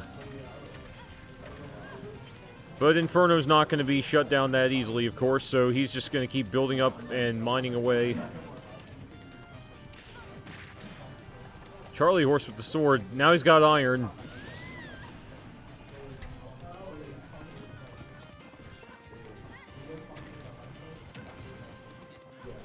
Runs over and back air. Another back air. Doing the chips. Fish and chips, and there's the anvil.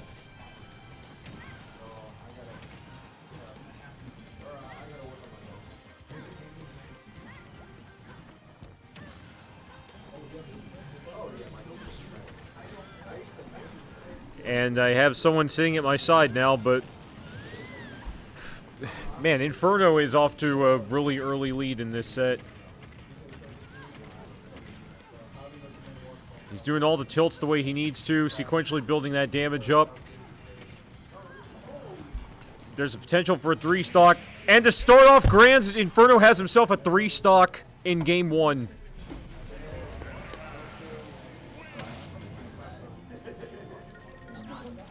Yeah, sounds like Final Destination and Smashville are going to be his bands.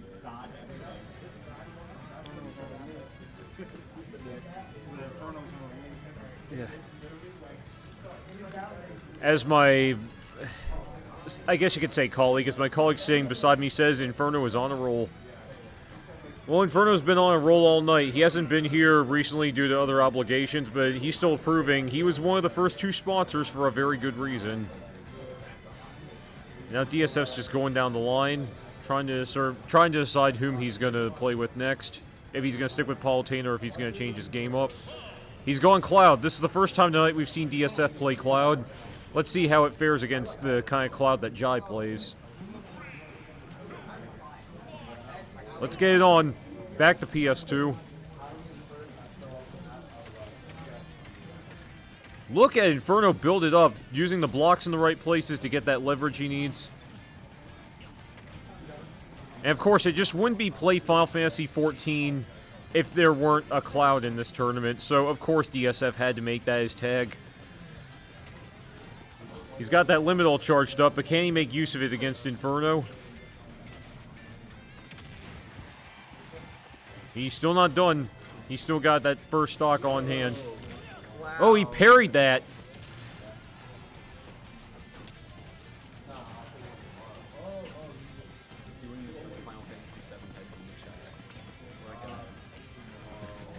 So now we got Swift looking on as well.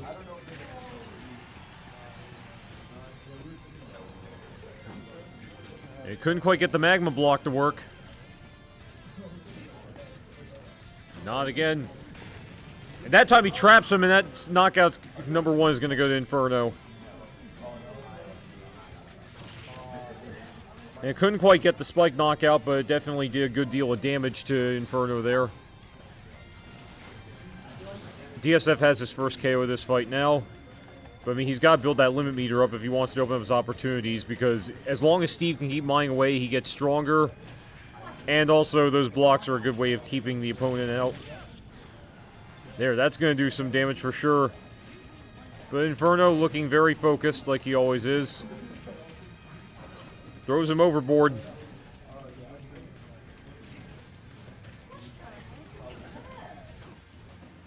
He traps him in the minecart. but can't quite get him to stay there.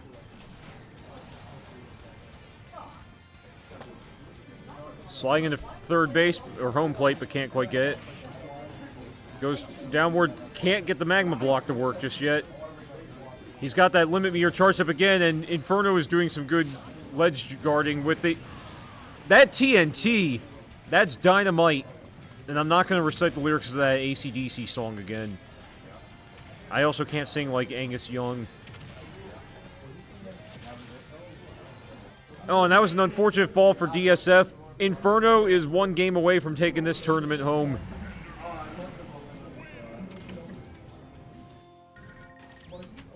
But it sounds like DSF...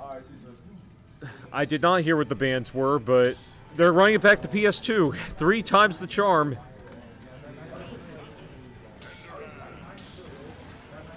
Is he choosing random? And he winds up having to play as Ganondorf. I don't know if this is to DSF's ability or not, but this might be the very first time on stream that we've had someone go random in a non-randoms tournament. This is going to be interesting. Inferno doing that ledge guarding by being infernal, haha.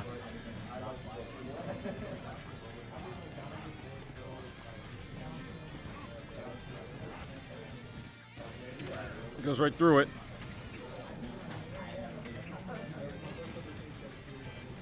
Getting some brute offense.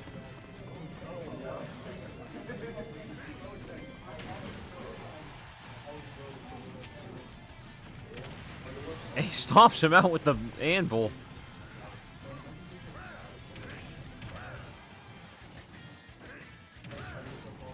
Charlie horses him in the back, and whoa, very nice recovery.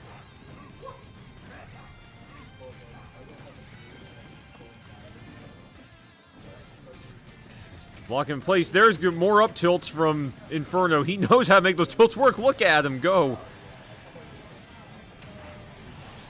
There's knockout number 1 to DSF. Now, did he just double taunt in grand finals when he's 2 games down on the loser side? That's just disrespect for the game, my friend. But DSF is back and recovered. Putting his boot in Inferno's chest pretty well, giving him the shoulder rush.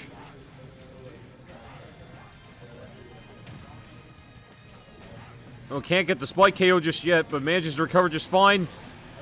And here we go, tournament point Inferno. He's not really focused anymore. Now he's just smiling because he's having a good old time. Classic Inferno.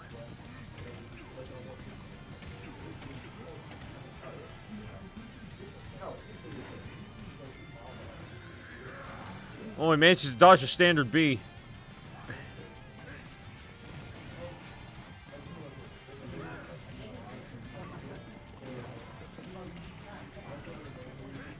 Inferno's looking to close this one out. And what the heck happened there? I thought that was the end of the tournament for a brief moment. Destroying his resources. And in a clean 3-0 sweep, Inferno is your save point champion.